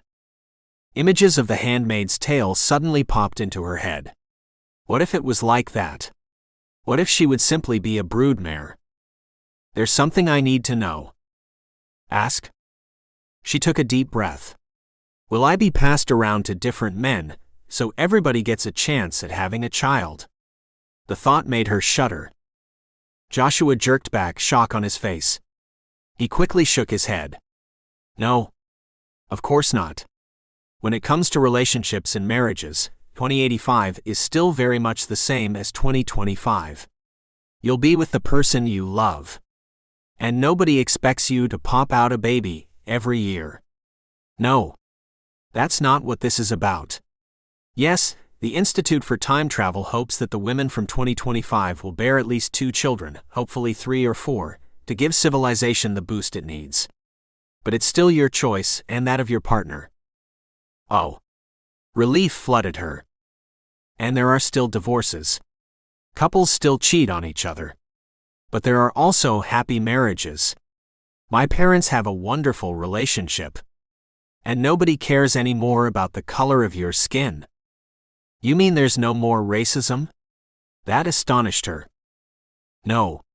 There were race riots in the early 2030s. After that, the nations of the world got together to eradicate the economic inequalities everywhere. Once those were dealt with, and everybody enjoyed the same standard of living, race didn't matter anymore. Because it was never really about race, even in your time. It was always about the scarcity of resources and jobs, about financial and economic inequalities. Remove those and you remove racism. That easy? It was never easy. It took decades, it took wars to get there. We only achieved it around the time I was born, in 2063. It's so much to take in. I know it is. And I wouldn't have sprung this on you so early, but why work yourself to the bone here, and constantly worry about everything, when you have a better option? Think about it. She nodded. I will. All right. In the meantime, how about I get us some takeout? Amy nodded. That sounds great. Joshua snatched his keys. How does Thai sound? I found this great place on Montana. I'd love that. Moments later, Joshua was gone, and she was alone with her thoughts. She looked at her meager possessions. Was there anything worth taking to the future with her, if she indeed decided to go? She reached for the sketchpad. It was the only thing she wouldn't want to leave behind. When she dug for her wallet in her backpack, her fingers wrapped around a set of keys. She pulled it out. Crap. She still had Mr. Mercola's keys for the coffee shop. She hadn't seen him since the day when he'd asked her to lock up at night. She should return them, and though she had never liked him much, at least returning to the coffee shop meant she could say goodbye to Rosie. She scribbled a quick note for Joshua before she left and let the door fall shut behind her. In the hallway, she suddenly realized that she'd already made her decision. She would travel to the future with Joshua. It was only a short walk from Joshua's apartment to the coffee shop. Before entering, she glanced through the windows to make sure Mr. Mercola wasn't around. It was late afternoon, and only a few patrons sat at the tables. Amy entered and heard the door chime to announce her arrival. Rosie looked up and met her gaze. Amy. She lowered her voice and motioned her to approach. Where the hell have you been? Mr. Mercola is gonna be here in about 20 minutes, and if you're not working, he's gonna flip. I've been covering for you. Amy felt her heart warm. Rosie had been the only person who'd ever been nice to her. I've just come to return his keys. She laid the keys on the counter. And to say goodbye to you. Goodbye? What? Why? Where are you going? I met someone. She smiled at Rosie. He's taking me away from here. But Amy, who is he? When did you meet him? The words were fairly tumbling over her lips, and she saw the concern in Rosie's face. Amy felt the need to alleviate her concerns. You won't believe me if I tell you. Now you're making me worried. Amy sighed. She knew that she wasn't supposed to tell anybody about the future. But there had to be exceptions, right? And she would only tell Rosie what she needed to know. You can never tell anybody what I'm gonna tell you now. Promise. Promise, Rosie said and leaned in. Chapter 18. Brave New World. Ready? Amy nodded and put her arms around Joshua. They stood in the middle of the Los Angeles National Cemetery, near the UCLA campus. It was close to midnight, and they were the only people far and wide. Couldn't we have just traveled back in time from your apartment? Amy asked, feeling a little creeped out about the graves around them. I'm afraid not. The flat I rented doesn't exist in 2085. It's now in the ocean. But this cemetery is where the Institute for Time Travel is located. We're only traveling through time, not through space. She nodded, more nervous now than when she'd made the decision to go with Joshua. Okay. I'm ready. While she had her arms wrapped around Joshua, he pressed a button on his black watch. She wore a similar one, but hers was silver. A split second later, the night around them changed, became blurred. Everything was out of focus, and suddenly began to spin around them. Pixels formed and turned into different colors. It wasn't night anymore. But it wasn't day either. As if everything was dissolving, and then reassembling around them. The only constant was Joshua, whose arms were now around her, holding her close. She was blinded by a sudden whiteness around them, but out of the white, colors emerged, and pixels were drawn to each other as if pulled by a strong magnet. Around them, a new world formed, until everything turned into focus again. "We're here," Joshua said. Saturday, July 21, 2085. The Institute for Time Travel wasn't at all what Amy had expected. Not that she knew what she'd really expected, but at least not this. They were standing in a large hall that reminded her of an indoor sports arena. It was divided into different sections, which were labeled with large signs. Men and women dressed in white full-body hazmat suits were busy attending to young couples and leading them to different, cordoned-off areas that reminded her of the treatment areas in the emergency room of a large hospital. Joshua released her from his embrace and looked around. A woman in a hazmat suit approached them. Her mouth and nose were hidden behind a surgical mask. A hologram, projected from her holocom, was hovering over her arm. "Identify yourself, please." Joshua tapped on his arm, and his holocom opened. A beep sounded, and the woman nodded. "Welcome back, Joshua Fletcher, Romeo number 48. Then she swept her gaze over Amy, startled for a brief moment, before she looked at the hologram again, clearly comparing her to a picture in her records. A picture that presumably didn't show Amy's scars. "Oh, you must be Amy Brooks. Welcome to 2085. Then she added, "Please hand me your time travel watches."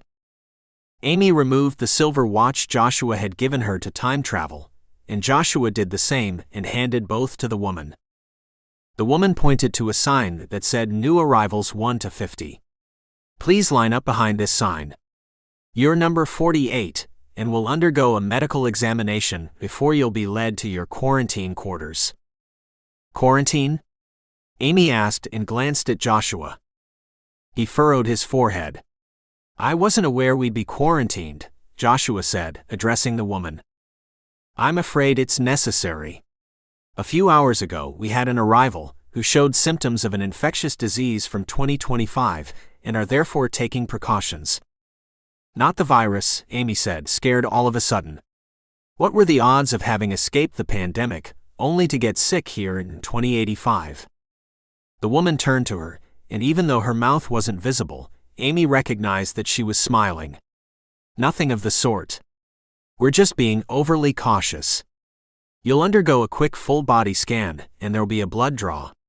Once the results come back negative, quarantine will be lifted." "Thank you, ma'am," Joshua said and took Amy's hand. "Come. Let's take care of this." Amy allowed Joshua to lead her to the indicated sign. He cast her an encouraging look. "Don't look so worried. It'll all be fine." As they walked to the indicated sign, Amy looked around. Other young couples like them were standing in lines or walking from one area to the next. It was all very orderly and very sterile. Images of sci-fi movies where people were controlled by machines came to mind. What if she was marching to her doom? When they arrived at the sign that said New Arrivals 1 to 50, a man dressed in scrubs and a surgical mask greeted them and ushered them behind a curtain. He looked at Joshua and pointed to a large machine that looked like the security check used at airports.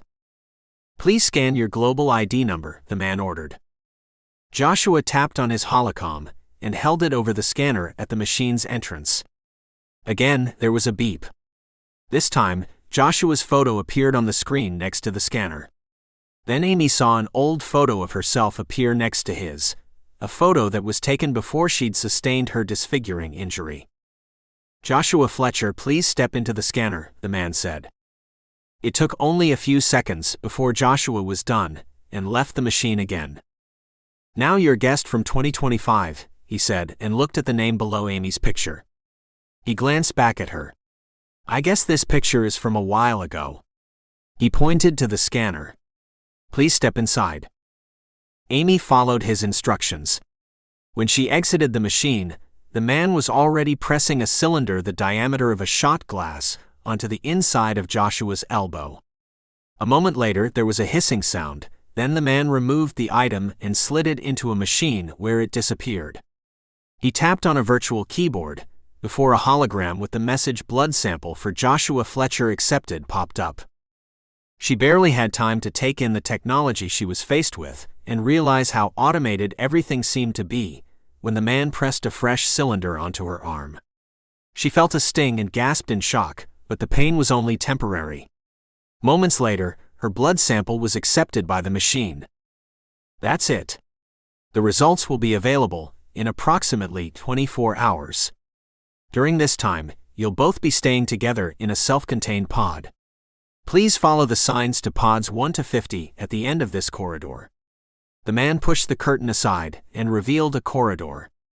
An assistant will meet you there to explain everything. Amy nodded numbly. Thank you. This looked more and more like they were lab rats that were being led to the slaughter. A cold shiver ran down her spine. Had she made the biggest mistake of her life by trusting Joshua? At the end of the corridor, a woman dressed like a nurse was expecting them. Romeo 48, she asked with a smile. This time, Amy could see her smile, because this woman wore a face mask with a clear plastic insert where her mouth was. Yes, Joshua Fletcher and Amy Brooks, Joshua confirmed. Please follow me. Around the next corner, the woman opened a door. The first thing Amy saw was sunshine and a blue sky. As she walked through the door, she realized that they were outside now, leaving the sterile interior behind them. In the open space, she saw dozens of tiny houses. In between the cute, colorful cottages were walking paths, trees and bushes, and even a small creek winding its way through the grounds. The area reminded her of a resort in a foreign country. Not that she'd ever been to such a luxurious place, nor a foreign country. This way.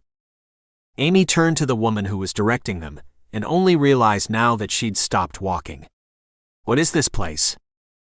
It's a temporary housing center we built for the arrivals from 2025, for women like you. Then she pointed to the path ahead of them, and Amy followed her, Joshua by her side. Along the path were fruit trees with signs inviting everybody to pick fruit for their consumption. She also saw smaller bushes with berries and the same inviting signs. At a tiny house that was labeled as Pod 48, they stopped. The woman opened the door and ushered them inside. The moment Amy entered the pod, she felt a calmness come over her. This was more luxury than she'd ever expected. The large room was a living area with large floor-to-ceiling French doors leading to a small wooden terrace. The room was fully furnished and looked comfortable. To the left of the entrance was a small kitchenette. While you're in quarantine, your meals will be delivered to you 3 times daily. Just use your holocom to order what you want. Or you can use the built-in order screen on your TV. Amy peered past a room divider. Behind it, she saw a king-sized bed and a door leading into an ensuite bathroom. This pod was larger than a regular hotel room. This was more like a suite in an expensive 5-star hotel. You'll find clothing in various sizes in the bedroom closet, as well as all necessary toiletries. If you need anything else, just order it via Joshua's holocom or the TV set. She smiled. The door to your pod will remain locked until your quarantine is over. Expect the results of your medical tests within the next 24 hours. If you haven't brought any infectious diseases with you, you will be free to roam around the grounds. Then she turned directly to Amy. Your orientation will begin the day after you're out of quarantine. Orientation. What do you mean? You'll be introduced to life in 2085, so you can familiarize yourself with our technology, your rights as a global citizen, and be fitted with your own holocom. While you're going through the orientation and waiting for your holocom to be programmed, your Romeo may visit you at any time, day or night. Panic rose inside her. You mean Joshua is leaving? And I'm staying here alone? During orientation, you'll be very busy. That's why we suggest that the Romeos leave to see their families and make arrangements for your life together. She cast a look at Joshua. If that's what you've both decided. Joshua took her hand and squeezed it. Don't worry, it'll be all right. Well, the woman said and headed to the door. I'll leave you alone now. The results of your blood tests will be showing up on your TV screen as soon as they become available. If they're negative, the doors will unlock at the same time. And if not, then we'll bring you to a hospital to treat you. Don't worry, we'll take good care of you. The woman left and closed the door behind her. A clicking sound echoed in the pod.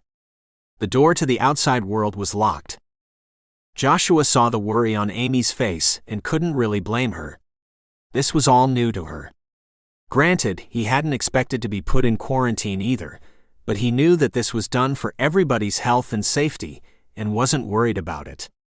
He'd been aware that there would be routine medical tests upon their arrival, but not this, not a quarantine. To Amy, it might look like she was being imprisoned. It was his responsibility to calm her down and distract her so she wouldn't regret her decision of having traveled to his time. Baby, he said softly and pulled her into his arms. Look at it this way, we're alone for the next 24 hours and nobody will disturb us.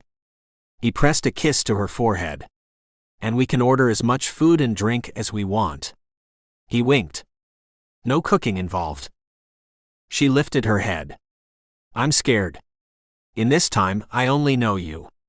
What if? He put a finger over her lips, guessing what she wanted to say.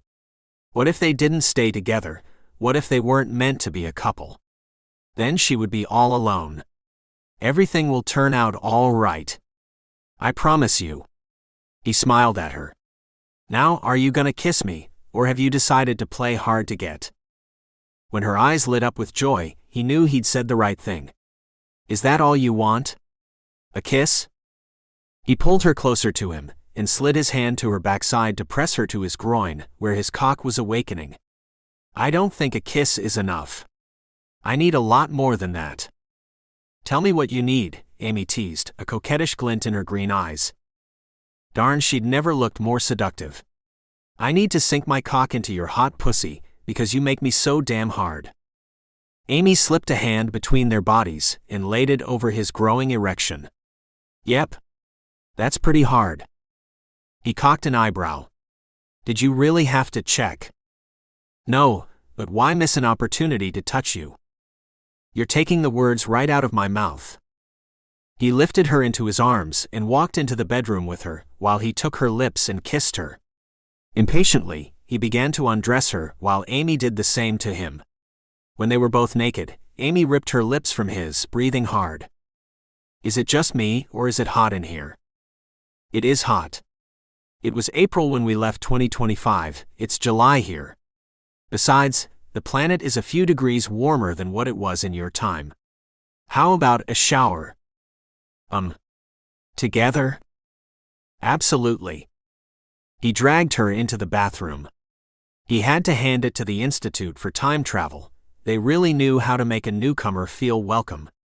The bathroom was downright luxurious, and the shower large enough for 2 people, as if the Institute expected the arriving lovebirds to use it together.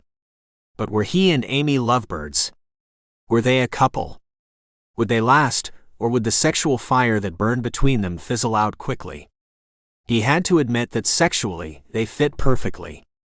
But would they fit as a couple? Would he be able to love her the way a man was supposed to love the woman who was willing to bear his children? Maybe it was best to push these thoughts away for now and focus on what was immediately ahead of him, to make Amy feel good about her decision to come to the future with him. And that was something he knew he could accomplish because he knew what she needed right now, to feel loved even if he couldn't say the words. His actions would have to do.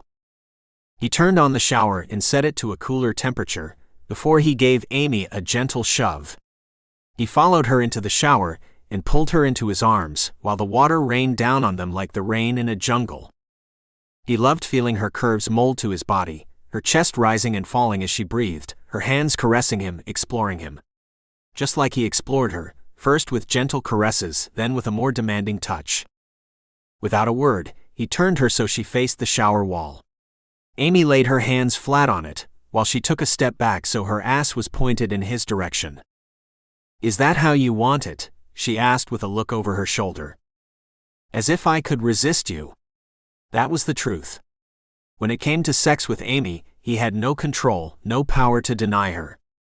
And just so you know, there are no condoms in 2085. This time, there won't be a barrier between us. She gasped. "What if?" "If you get pregnant," he finished her question for her. He slid one hand around her to touch her belly, and damn it, if he didn't feel a spark of excitement flare up inside him at the thought of his seed growing in Amy's body. Fuck. Why was he feeling like this? Could it be that maybe, just maybe, what he and Amy had was more than just sexual compatibility? "Yes, what happens then?" she asked. "I'll take care of you, no matter what." He grabbed her hips and adjusted his angle so his cock touched her pussy. "But right now, all I want you to think of is your pleasure. Just feel my cock and guide me to make you come. Can you do that?" "Yes." At her whispered word, Joshua thrust his erection deep into her.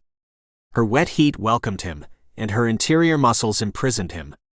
This felt even better than the times before, because this time the contact was skin on flesh. Fuck. He was glad that cool water ran down over their bodies, because his entire body stood in flames. No other woman had ever gotten him so hot. With every thrust into her delicious sheath, with every withdrawal, his tempo increased, and his breath quickened. Damn, if he wasn't careful, he'd come without warning. He tried to slow down, but he couldn't. All he could do was to make sure that Amy climaxed with him. "Baby, tell me what you need," he begged. "Touch me like you did 60 years ago." That reply made him chuckle involuntarily, and gave him back a modicum of control. "As you wish." He took one hand from her hip, and brought it to her pussy. He found her clitoris. Like he'd done the night before, he caressed her center of pleasure. Amy guided him with her hand on his, until he'd found the right rhythm and tempo. "Oh, that's it, Joshua, oh please." He concentrated on her movements until he felt her hold her breath, before a shudder went through her body. It reached his cock, and her interior muscles clamped around him.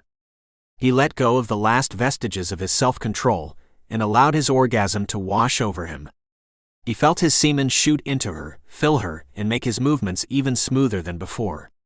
He continued pumping into her, slower now and gentler, while he continued to caress her clit. "Joshua, but you've already..."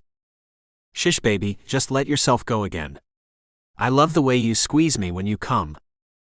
His cock still semi-hard, he remained inside her while he rubbed his finger over her clit again and again until she orgasmed a second time.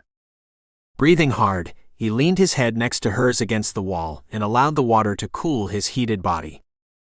"I think I might need a few minutes rest before we can repeat this," he murmured into her ear. She chuckled in response. "Are you trying to prove something?" He let out a breath. "Nope. I just can't get enough of this. You've turned me into a sex addict." Though he was starting to think that sex wasn't the only thing he was becoming addicted to. Chapter 19. Heartbreak Hotel. Sunday, July 22, 2085. "Do you really have to leave?" Amy asked and looked at Joshua as he folded his jacket over his arm. A half hour earlier, their test results had come back. They were both negative for infectious diseases. The door to their pod had unlocked. He kissed her on the lips. "I have to go see my parents. But I'll be back soon.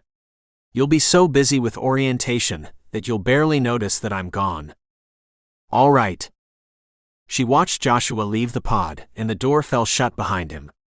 He was right, of course. She had to attend orientation. It was mid-morning, and Amy had already had breakfast with Joshua. The food was excellent here, healthy and nutritious. When an employee had delivered their food the previous day as well as this morning, she'd been surprised at the quality and freshness of it. She'd never eaten that well in her life. "Good morning, Amy." At the sound of the voice, Amy spun around, but she was still alone in the pod. "You're expected at the orientation in the outdoor meeting space A," she realized now that the voice was coming from a loudspeaker in the ceiling. "Please leave the pod and follow the signs to meeting space A." A little apprehensive about having to face this new world on her own today, she left the pod and followed the signs posted along the footpath. Other women her age came out of their pods too, and walked in the same direction. She didn't have to go far until she reached an amphitheater where many women had already taken a seat. At a small podium on the stage stood a woman. She wore a white lab coat. Behind her, a large movie screen showed a static image, "Welcome to 2085. Amy looked around and noticed that some of the girls had started chatting quietly. Amy took a seat on one of the benches and watched as more and more girls filled the seats. A young woman sat down next to Amy and smiled at her. "Hi, I'm Julie." "I'm Amy." "This is exciting, isn't it?" Julie asked, her face beaming. "Yes," Amy admitted, though she didn't feel quite as carefree as Julie appeared to be. "I can't wait for this orientation to be over, so Carter and I can live together. He's picking me up the moment I've got my holocom." Amy turned her face to the girl. She was beautiful, charming, and sweet. "Oh. I thought we had to stay here longer." "I heard that's only the case if the guy who brought you here doesn't want to marry you. But Carter has already proposed." She smiled from one ear to the other. "He's gone to see his parents to get started on the wedding preparations. I can't wait." Amy's heart pounded. She was happy for Julie, but also worried. Joshua hadn't once told her that he loved her, or that he wanted them to be a couple. In fact, they'd both avoided the subject. Maybe it was just too early. After all, they hadn't spent 6 months with each other like the other couples had. "I only met Joshua 2 weeks ago," Amy said. "We're still getting to know each other. I guess after 6 months together." "Oh," Julie said, "Carter and I have known each other for only a week because something went wrong with his time jump, and he only arrived in my time a week before the outbreak of the virus. So we had to act quickly. But I guess when you're right for each other, you don't need all that time." Amy pasted a smile on her face. "Yeah, I suppose you're right. But did that mean that she and Joshua weren't right for each other? Did Joshua not have the same feelings for her as she had for him? Because even though she'd never told him that she loved him, she did." She was glad to be interrupted by the person standing at the podium. "Welcome to 2085. I'm Eliza Dorchester, and I'm here to give you an overview of everything you need to know about your new lives." Everybody fell silent. "First and foremost, there's one very important thing you need to know. You have the same rights as every other citizen. You can choose your life partner freely. Nobody will force you to be with a man you don't love, even if that man saved you from dying in the 2025 pandemic by bringing you here. However, the same goes for the Romeo. He has no obligation to enter into a relationship with you or marry you." Hushed murmurs traveled through the crowd. Amy's heart pounded out of control. "And another important thing. I was young like you once, and I'm assuming that many of you have already had sex with your assigned Romeo. Should you find yourselves pregnant, but your Romeo isn't willing to commit to you, don't worry, we will take care of you.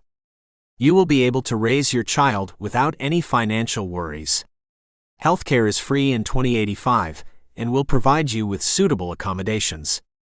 So should you and your Romeo decide not to stay together, we'll help you with finding another partner if you wish." Amy let the words sink in as she thought back to the last 24 hours. She and Joshua had had unprotected sex more than just once. And she'd seen it as a sign that he wanted them to be a real couple. But what if that wasn't the case?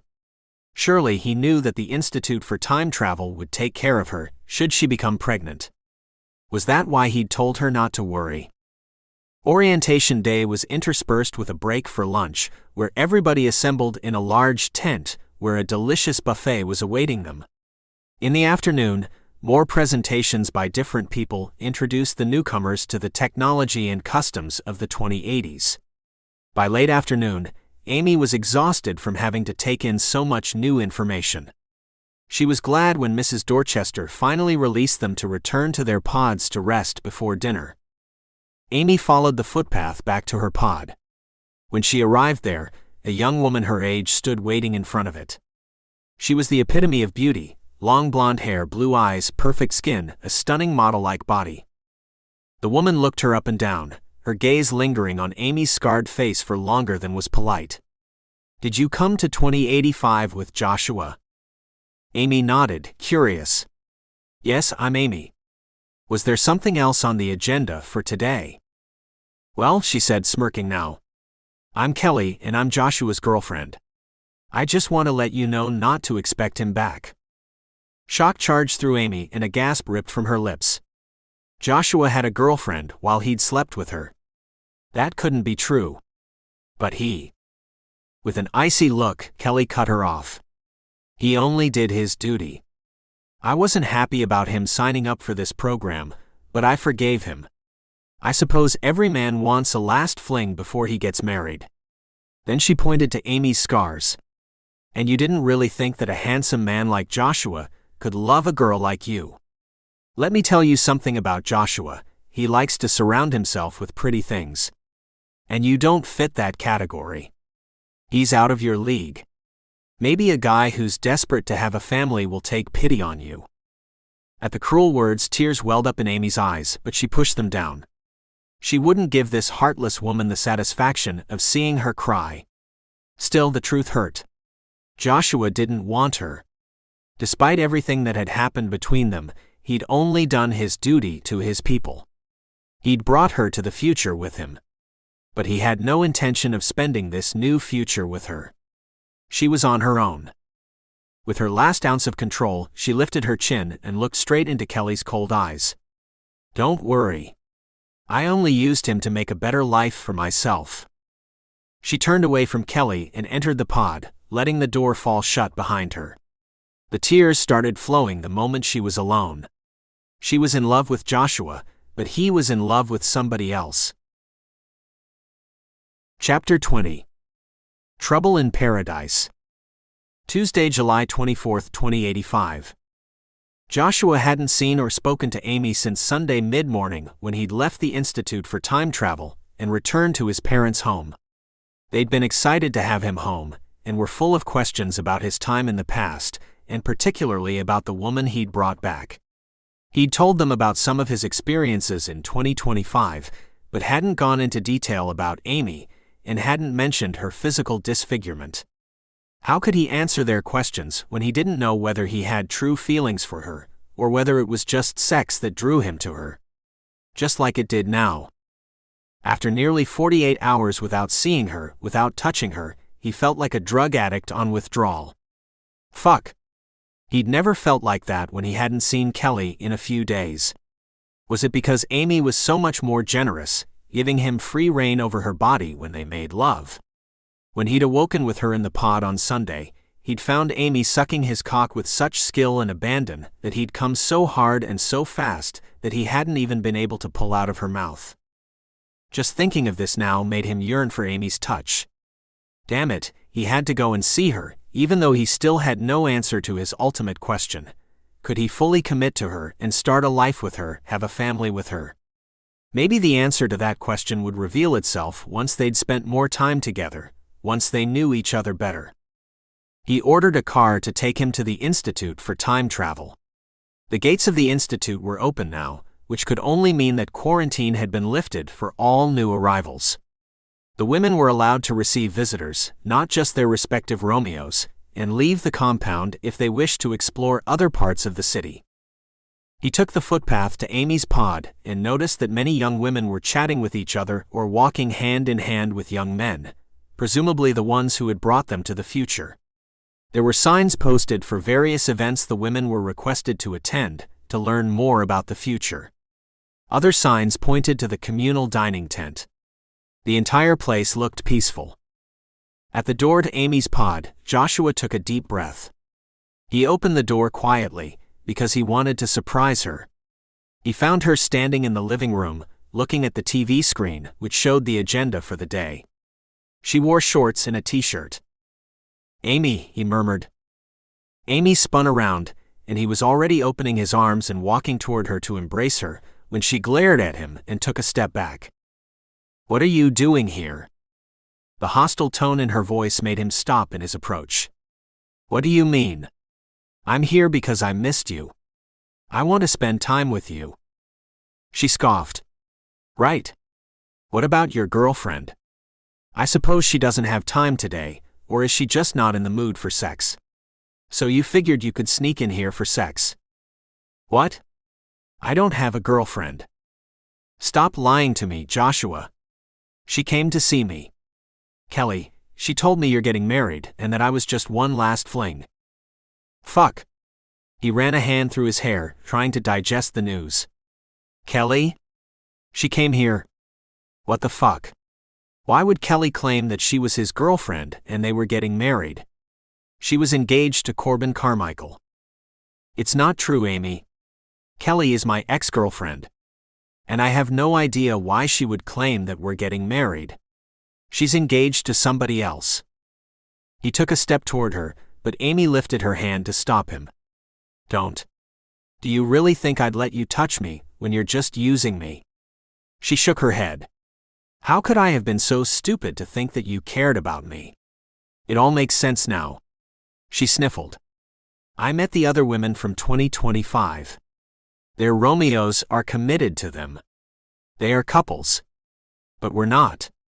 Because you only used me to do your duty, to bring me here. And I was so stupid to mistake sex for love. Please, Amy, I'm not with Kelly anymore." She lied. "I don't know why. But I left her before I went back to 2025. We're not a couple anymore. Neither are you and I. Or can you tell me right here and right now that you want to spend your life with me? That you want to have a family with me?" Her voice broke. "That you love me?" Joshua took a shaky inhale.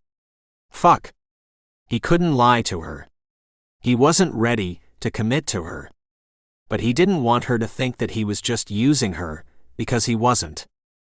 "It's because of this, isn't it?" She turned her face so he had to look at the ugly scars. He swallowed hard, not wanting to admit that her scars were still holding him back. "Please, Amy, give me some time." "Just like I thought," she said, sounding resigned. "I'm not pretty enough for you. Go back to your girlfriend. She's forgiven you for cheating on her. And she's prettier than me. Then you don't have to worry about what people will say when they see you with me." The words hit him in the gut. Amy had seen through him all along. She'd realized that her scars were still making him hesitate. But the thought of losing her suddenly frightened him. "Amy, you and I, we have something." There was a soft ping, then a voice came through the speakers. "Amy Brooks, please report to Laboratory H to be fitted with your holocom." It was only sex. Nothing more. "Leave, Joshua. I don't want to see you anymore." She walked past him toward the door. "If you're still here when I'm back from my fitting, I'll have security remove you." She left the pod. When the door fell shut behind her, Joshua stood there in the silence, his thoughts his only companion. "We're not done, Amy," he murmured to himself.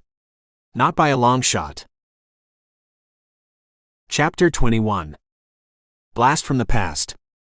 Getting the holocom fitted and going over the instructions of how to use it lasted about an hour.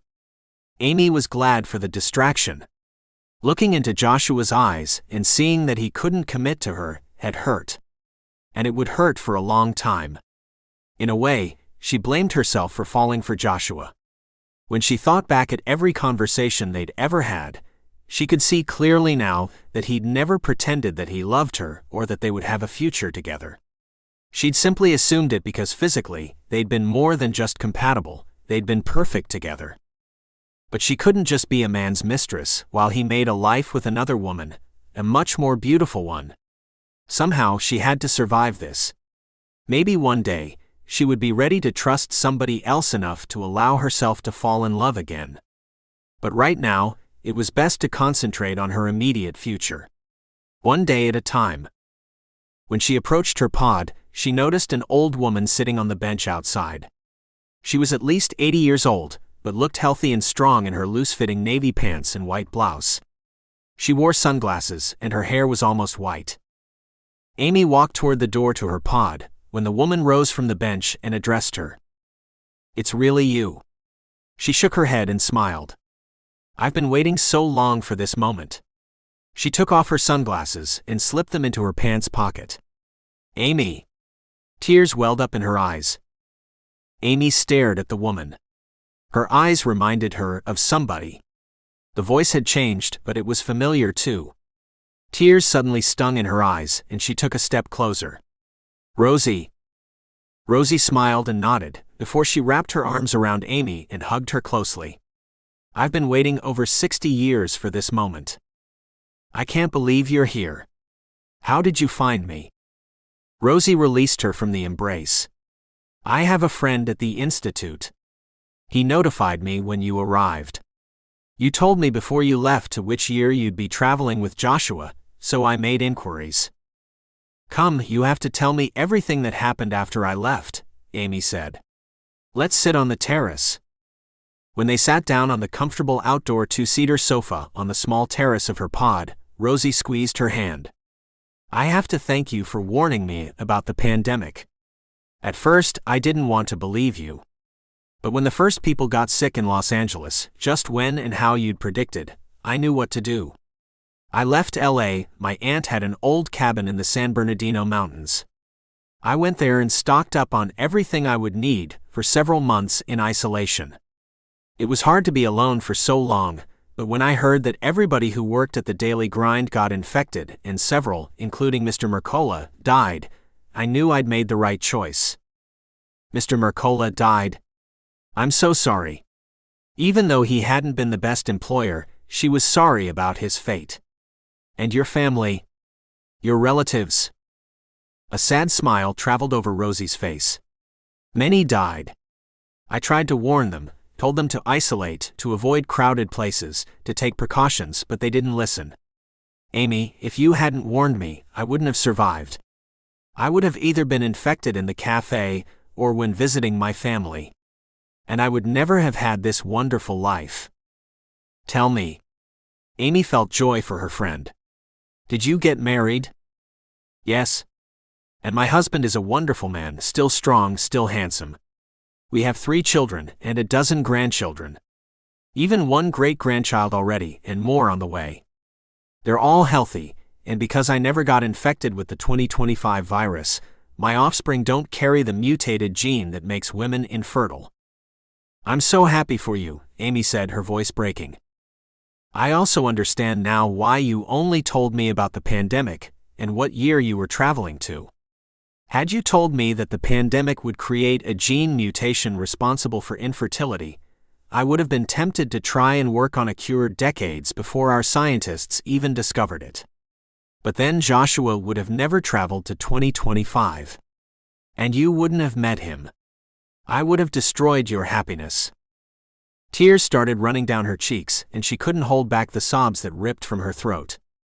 There was no happiness because Joshua didn't want her. Rosie put her arm around Amy's shoulder and pulled her to her chest. "What's wrong, Amy?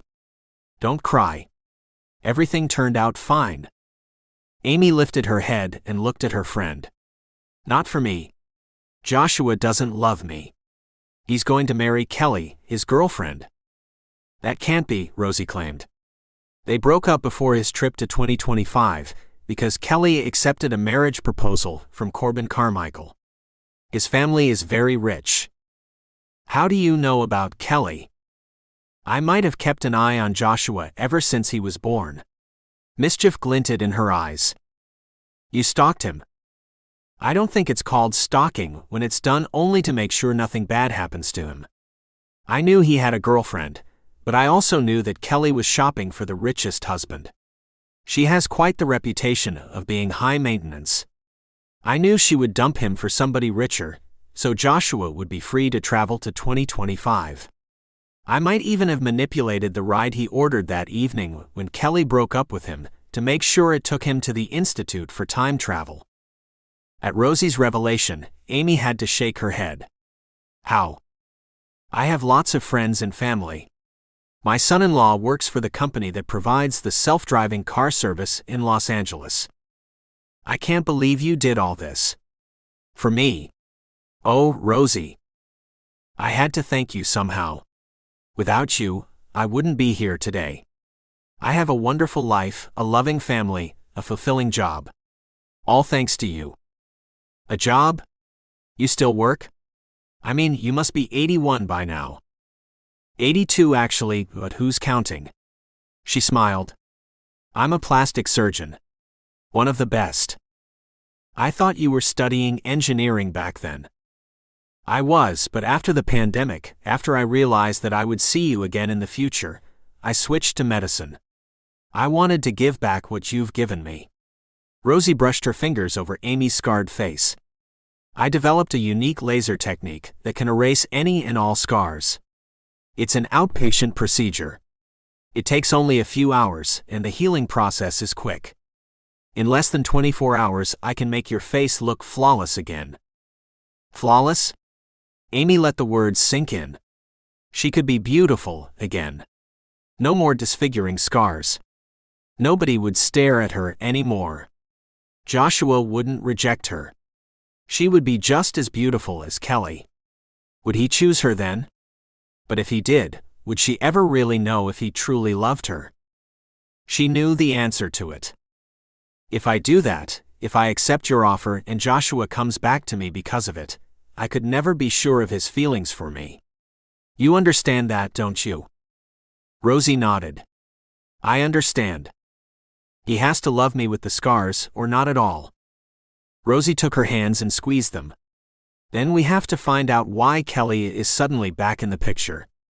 You need to open Joshua's eyes so he can recognize that you're the right woman for him, not Kelly. How? Rosie winked and tapped on her holocom. Let's see what Kelly's been up to since Joshua entered the time travel program. Chapter 22. You're so vain. Joshua rang the doorbell and waited. But nobody was answering at the Shipley residence. He put his face to the glass door and shaded his eyes so he could see inside. Nobody appeared to be in the large living area, but he saw movement beyond it, where the backyard and pool were located. He turned away from the entrance door and walked to the side gate that led onto the property. The gate wasn't locked, which wasn't unusual. Crime was extremely low in 2085, even in a large city like Los Angeles.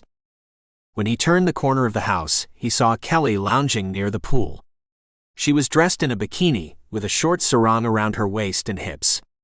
Her blonde hair shimmered golden in the sun, and she looked just as beautiful as he remembered her. He approached, and Kelly turned her head in his direction.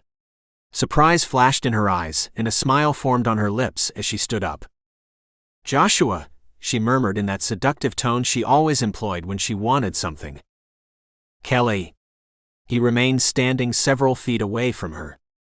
You came. She took a few more steps toward him, her movements graceful and seductive. I'm glad you're back. She put her hand on his chest and leaned in. Joshua took her hand and pried it off him, before stepping back. Don't. Surprise flashed in her eyes once more, but this time it was laced with annoyance. But I've forgiven you. Forgiven me? Yes, for your little time-traveling fling.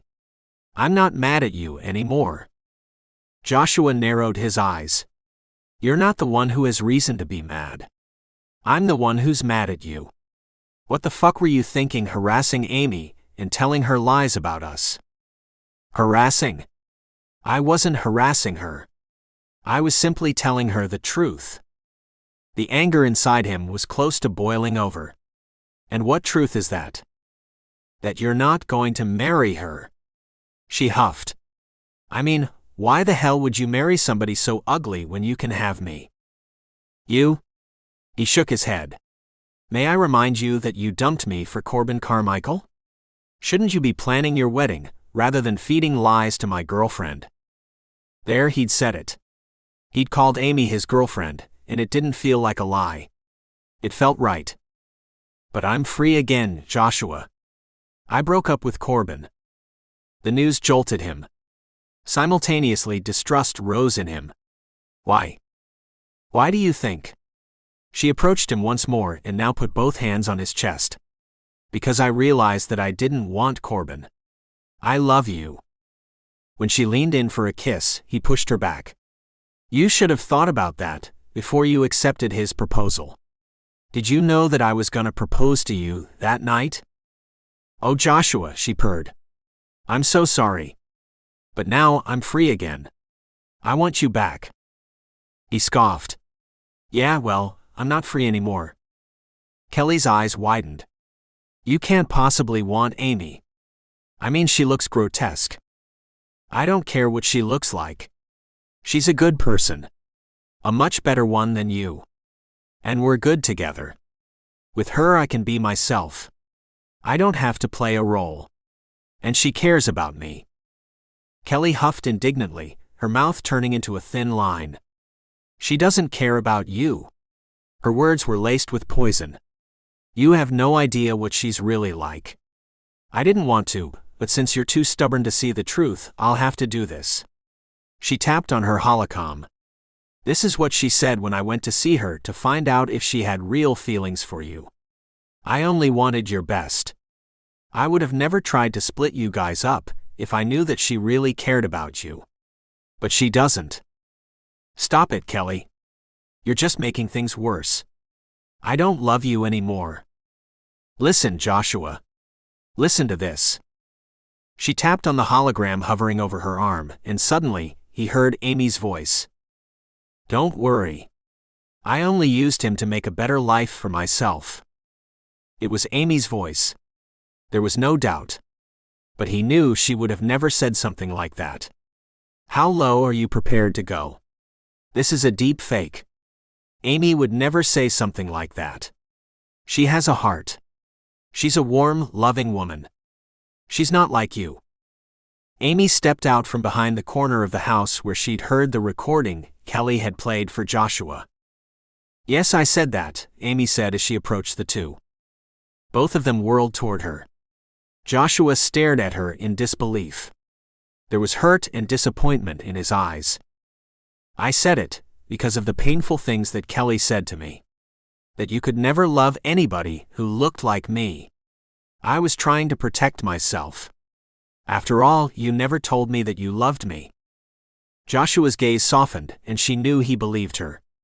Amy. I was going to leave you be and accept that you don't want a life with me, she interrupted him, but then a friend came to see me and told me what Kelly is really like. You bitch. Leave. Or I'm going to call the police, Kelly ordered. But Amy shook her head. No, I won't, not until I've said what I needed to say. She looked at Joshua again. I couldn't have you run back to her for her to ruin your life. It doesn't matter if you're ever going to be with me, as long as you don't go back to her. She's no good for you. She's toxic. Ask her why she's not with Corbin Carmichael anymore and suddenly wants you back. Ask her. Kelly's eyes widened, but she said nothing. Joshua stared at her. What happened with you and Corbin? Kelly didn't respond. Tell me, damn it. When Kelly still didn't respond, Joshua turned back to Amy. Amy. Turns out that Corbin Carmichael figured out that Kelly was only using him too. She doesn't love him, nor you for that matter. Corbin ended the engagement and signed up for the time travel program too. He's still in the past. Kelly glared at her. That's not true. I left him. Amy pointed at Kelly, then looked at Joshua. Do you want somebody like her for a wife? Somebody who lies to you, and who'll trade you in for a richer guy first chance she gets. She sighed. That's all I wanted you to know. She turned away. Amy, he called after her, but she didn't turn back. She was following Rosie's advice. Tell Joshua the truth about Kelly, and give him time to adjust. And if he really loves you, he'll come to you. Be patient. Chapter 23. When a man loves a woman. Amy sat outside on the small terrace of Pod 48, and jumped up when she saw Joshua approach with a black woman and a white man, both in their 50s, following him. Her heart began to pound out of control. Had her action had the desired outcome? Joshua stepped onto the terrace and stopped a few feet away from her. "Amy," he murmured and ran his eyes over her, before gesturing to his companions. "I want to introduce my parents to you. Georgia and Marcus Fletcher." Amy cast a hesitant look past him, a smile forming on her lips. There could only be one reason for him to bring his parents to meet her. Her pulse spiked. "It's nice to meet you, Mr. and Mrs. Fletcher." Joshua turned to his parents. "Mom, Dad, this is Amy. This is the girl I'm in love with." He looked back at her, meeting her eyes. "The girl I want to marry if she'll have me." A gasp rolled over Amy's lips. Joshua wanted her. He wanted her, the ugly girl, when he could have taken Kelly back. It felt like she was in a dream. "Joshua." He reached for her hands and clasped them. "I would have never gone back to Kelly, even if you hadn't told me that she lied to me about Corbin." He reached up to her face and pulled a strand of hair away from the scarred side of her face, almost as if he wanted to emphasize that he truly saw her. "I'm sorry it took me so long to realize that I've been in love with you all along. I was a fool to focus on the outside, when I already knew who you really are on the inside." Amy sniffled, unable to find the words. "Oh, Joshua. Will you forgive me for being such a bone-headed idiot?" She nodded. "Yes. Yes, of course. How could she not?" He grinned, then dropped onto one knee while he pulled a small velvet box out of his pocket. Amy noticed his parents smile at the scene. At the same time, she saw several other people stop to watch them. Joshua didn't seem to mind. He glanced at them, and it looked as if he welcomed the witnesses. Her heart expanded. "Amy, I love you with all my heart." He opened the velvet box and presented a ruby engagement ring to her. "Will you marry me?" Amy pressed her hand to her mouth, still stunned. A sob escaped her lips, and with it her answer. "Yes. I love you, Joshua. I love you so much." He slid the ring onto her finger, before he jumped up and pulled her into his arms. A moment later, his lips were on hers and he kissed her passionately. She heard dozens of people clapping. Joshua severed the kiss and looked at her. His chocolate brown eyes looked like molten lava. "I love you, baby." Then he turned toward the crowd. She said yes. The people cheered, and his parents beamed with joy. She still couldn't believe what was happening. Joshua had really declared his love for her, and asked her to marry him. Not only that, he'd done it in public where everybody could witness whom he was choosing as his wife, not a beauty, but a girl with disfiguring scars. But right now she didn't feel those scars, because the way Joshua looked at her made her feel beautiful and desired. "Welcome to the family, Amy," Joshua's father said, and opened his arms for a hug. Joshua let go of her, and she accepted her future father-in-law's hug. "Do I get to hug my future daughter too?" Joshua's mother asked with a smile. She went from Joshua's father's arms to his mother's. "Thank you," she said, her voice still choked up with tears of joy. "We'd better get to planning the wedding," Joshua's mother announced. "When would you like to get married?" "The sooner the better," Joshua said. He reached for her and pulled her back into his arms. "Right?" "Yes." "How about in 3 months?" Joshua's mother suggested. "I was thinking more like in 3 days," Joshua said with a grin. Amy stared at him in surprise. "So soon?" "Yes. There's no reason to wait." He winked. "Besides, my mother is a whiz when it comes to organizing important events under deadline. Aren't you, Mom?" His mother chuckled. "I do love a challenge. This Sunday it is." Joshua noticed Amy's cheeks redden at all the attention their audience was paying them. His parents' warm smiles made his heart expand with joy. They accepted her, despite her disfigurement. As the other people dispersed, Amy looked at her engagement ring. "It's so beautiful." "It was my grandmother's," his mother said. "And it looks beautiful on you." "I'll always treasure it, Mrs. Fletcher." Now, Mrs. Fletcher won't do it all." Call me Mom or Georgia, whatever you prefer. Amy appeared to hesitate for a moment, but Joshua nodded encouragingly. Thank you, she said, and added, Mom. Tears suddenly ran down her cheeks, and Joshua hugged her to him. Then you'll have to call me Dad, his father insisted. Thank you, Dad, she said, her voice still laden with tears of joy. His father put his arm around his wife's waist. Honey, how about we give these two lovebirds a few hours alone? And then we'll go out for dinner together, to celebrate. He winked at Joshua. Excellent idea, his mother replied. In the meantime, I'll put a few ideas for the wedding together. She smirked. Any preferences for what you want your wedding to be like, Amy? Amy shook her head and looked up into his face.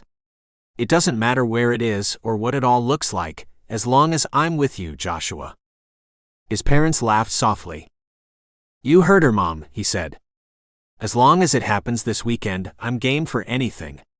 He broke eye contact and looked at his parents. Thank you. We'll see you in a few hours. You bet, his father replied, and they said their goodbyes. When they were gone, he took Amy's hand. How about you and I celebrate in private now? I'd like that. They entered through the sliding glass doors of the terrace and shut them. Joshua led her into the bedroom and pressed a button on the wall. As the blinds closed, he smirked. For this part of our celebration, I don't want an audience. Neither do I. She put her arms around him and pressed herself against him, her face only inches from his. I love you, Joshua. I love you even more, Amy. I have the feeling we're going to be very happy together. And not just because sex with you is amazing. She giggled. It's the truth, he whispered. But there's so much more to you. With you I feel complete. Are you trying to make me cry again? She sniffled. As long as they are tears of joy, I'll always welcome your tears. He pressed a soft kiss to her lips. Now how about you take off your clothes? I believe I haven't made love to you in over 2 days. 2 very long days. She reached for his t-shirt and pulled it over his head, before she opened the button of his pants. He stopped her from proceeding by snatching her tank top and pulling it over her head. Underneath it she wore no bra. Baby, he murmured, while he admired her naked breasts. He touched them, taking both into his palms and kneading them.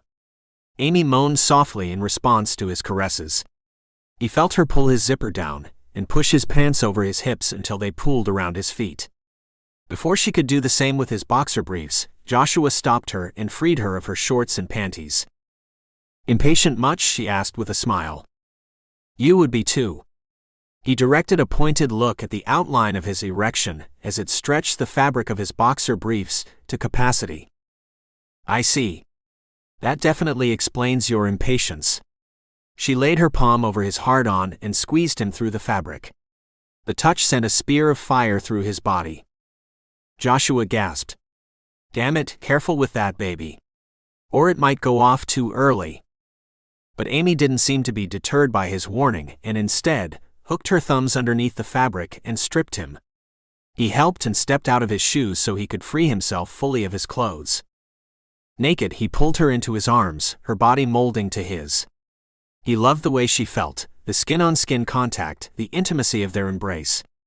And the knowledge that she was his to love and to cherish. Joshua captured her lips and explored her. He lifted her off her feet and carried her to the bed, where he lowered them down on the sheets without severing the kiss or the embrace. Amy spread her legs without his urging, and he slid into the space she'd made for him, his cock already poised at her pussy. He ripped his lips from hers. Fuck, I promised myself to go slower this time. Slow is overrated. She put both hands on his ass and drew him to her, his cock parting her nether lips. You have a way of talking me into it that's hard to resist. Then don't resist. Joshua didn't wait for her last word to roll over her lips and thrust into her to the hilt. She gasped. He loved how tight she was, how she fit around him. Simply perfect. Joshua began to move, and she moved with him, joining his rhythm. They moved in sync, their bodies merging. They were connected, not just by his cock inside her pussy, but by the love that lived in their hearts, a love that would grow even stronger with the years. Everything felt more real now. Their lovemaking was more intense, almost raw and untamed, without barrier, without holding back. He was finally ready to give everything of himself to this woman, because the woman in his arms gave him everything in return, her heart, her body, and her soul. When Amy's breathing became more ragged, he knew they were both close, and he increased the tempo of his thrusts. "Yes, Joshua, yes." He shifted his angle just slightly, so that with every thrust, he brushed over her clit. Amy's interior muscles suddenly spasmed around him as she climaxed. She squeezed his cock like a tight glove, and he came without warning. He felt his semen shoot through his cock and fill her, and the thought that they could create a new life at any time made his heart leap with excitement. "You little minx," he murmured, as he stopped moving and remained braced on his elbows and knees. "One of these days, I'll teach you how enjoyable it is to go slowly." Amy grinned mischievously. It was pretty enjoyable already. "Are you making fun of me?" "I wouldn't dare." But a giggle escaped her lips. "I guess I'm gonna have to silence you." Before she had a chance to respond, he kissed her. He loved that she seemed more confident now, and he knew that he would do everything in his power so she would never doubt his love for her, never feel as if she wasn't worthy. Because she was precious. Chapter 24. Beauty and the Beast. Sunday, July 28, 2085. Joshua stood at the head of a small platform that had been erected at the Culver City beach, not far from his parents' house. He was dressed in white linen pants and a Hawaiian shirt, both of which he'd found in a second-hand store, rather than the dark suit customary for a wedding. Amy had wanted something simple, something that reminded her of the time she was from, and he was more than happy to comply. On the planks that were made to look like wood, stood 24 chairs decorated with seasonal flowers and pink bows. His parents sat in the front row, beaming proudly. His cousins, aunts, and uncles had also come, as well as his closest friends from college. He looked toward the tent that had been erected just beyond the beach, knowing that Amy would eventually emerge from there. He hadn't seen her since Friday morning, when he'd left the temporary housing complex of the Institute for Time Travel. She'd told him that there were so many things she had to do before the wedding, that it was best if she spent the last 2 nights as a single woman on her own. He hadn't really understood why, but he'd given in to her wishes, knowing that soon they would be spending every night together in the house that his parents were giving them as a wedding present. His father had offered to walk Amy down the aisle, but she had declined, saying that she had somebody who would do that. Even though Joshua had been curious who she was talking about, she'd only said that it was a surprise. At a movement at the tent, Joshua focused his eyes. Amy emerged in a long white wedding dress with a wide skirt and an embroidered tight shoulder-free bustier. A gray-haired woman in her 70s or 80s walked next to her. She was dressed in a blue-green pastel-colored dress. Joshua had never seen the woman. When the two reached the path that led from the grassy area around the tent to the small platform that had been erected over the sand, Joshua could finally see Amy's face. His heart stopped. "Amy," he murmured to himself and made an involuntary step toward her. Amy simply smiled at him and continued walking toward him. With every step she took, he got a clearer look at her. She was beautiful. It wasn't just the dress and the way her hair was braided with tiny flowers that made her look like she was stepping out of a fairy tale. No, it was more. Her face was flawless. Where just a few days ago ugly scars had marred her face, he saw only beautiful, perfect skin.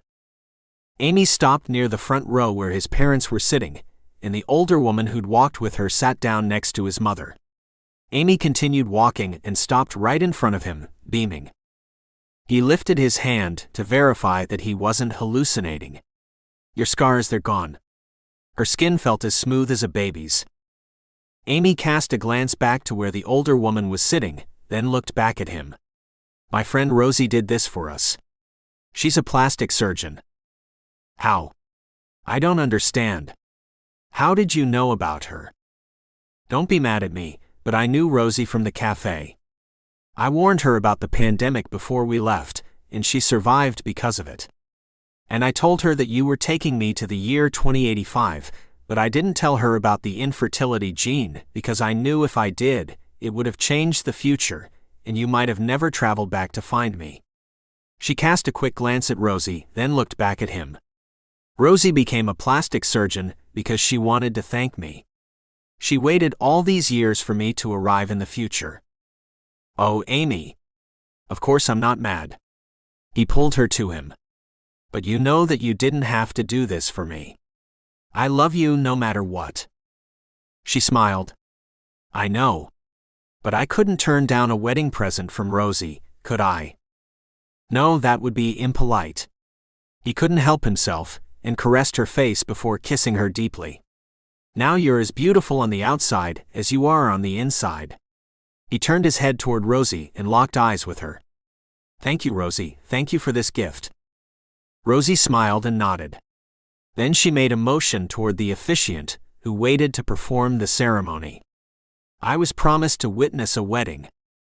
His parents laughed with tears in their eyes. "Yes," Joshua said and turned to Amy. "Let's get married, baby. I love you."